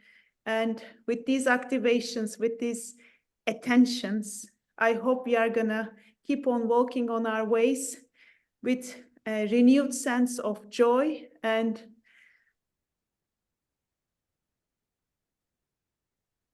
remembering the gift of being human, being on this planet right here, right now, is the beautiful expressions of divine love. Liberate the inner creatures. Let's allow each other to grow, to flourish with our own colors, scents, and beauties. And you are invited to everything that we are doing. And we hope we are invited to everything that you are also creating as well. Rudy? Yeah, well, the first intention of the year is already partly fulfilled, right? To bring together the leaders of communities, to share our intentions, and there have been so many beautiful intentions. I'm going to have to, reflect and reread and re-listen to everything because there were so many beautiful words spoken here. So, and that was also the intention, so that we can create this wave of, great intentions with our community and our friends. And I thank everyone for joining, also all the participants who joined and who listened for 3 hours. It's been quite a marathon, but it flew by, I must say. So, and I hope to see everyone, well, I hope to do a lot of things together, you know, whether it's online, but particularly also let's meet and do physical things. And I hope we can see each other in our next Heart Masters in May in Ibiza, or then a regenerative business course that we're going to launch on March 21st on spring equinox. And yeah, that's going to be our focus, to bring people together and to, I think, heal less and be more, or become more, you know. So let's leave the healing for 2023. I think we are all perfect human beings. We are wonderful human beings, and we are the living design by itself, you know, and we are the processes. So we just need to accept that and be more in acceptance and compassion, and just like live, I think, as Semen used to say. Yes. So I thank you all, and I hope to see you soon. And thank you, Dennis, for your perfect moderation. And oh, yes. And Dennis is now part of RegenerateX, and we are so grateful and excited to be working together. Thank you, dear our panelists, audiences. We are going to be sending the recording of this session and the notes and the intentions and the questions you have shared. We are looking forward to engaging more. Have a great new year. Welcome to your new life as liberate the creators within. I love that. Thank you. Thank you. Bye. Thank you. Bye. Bye-bye, everyone.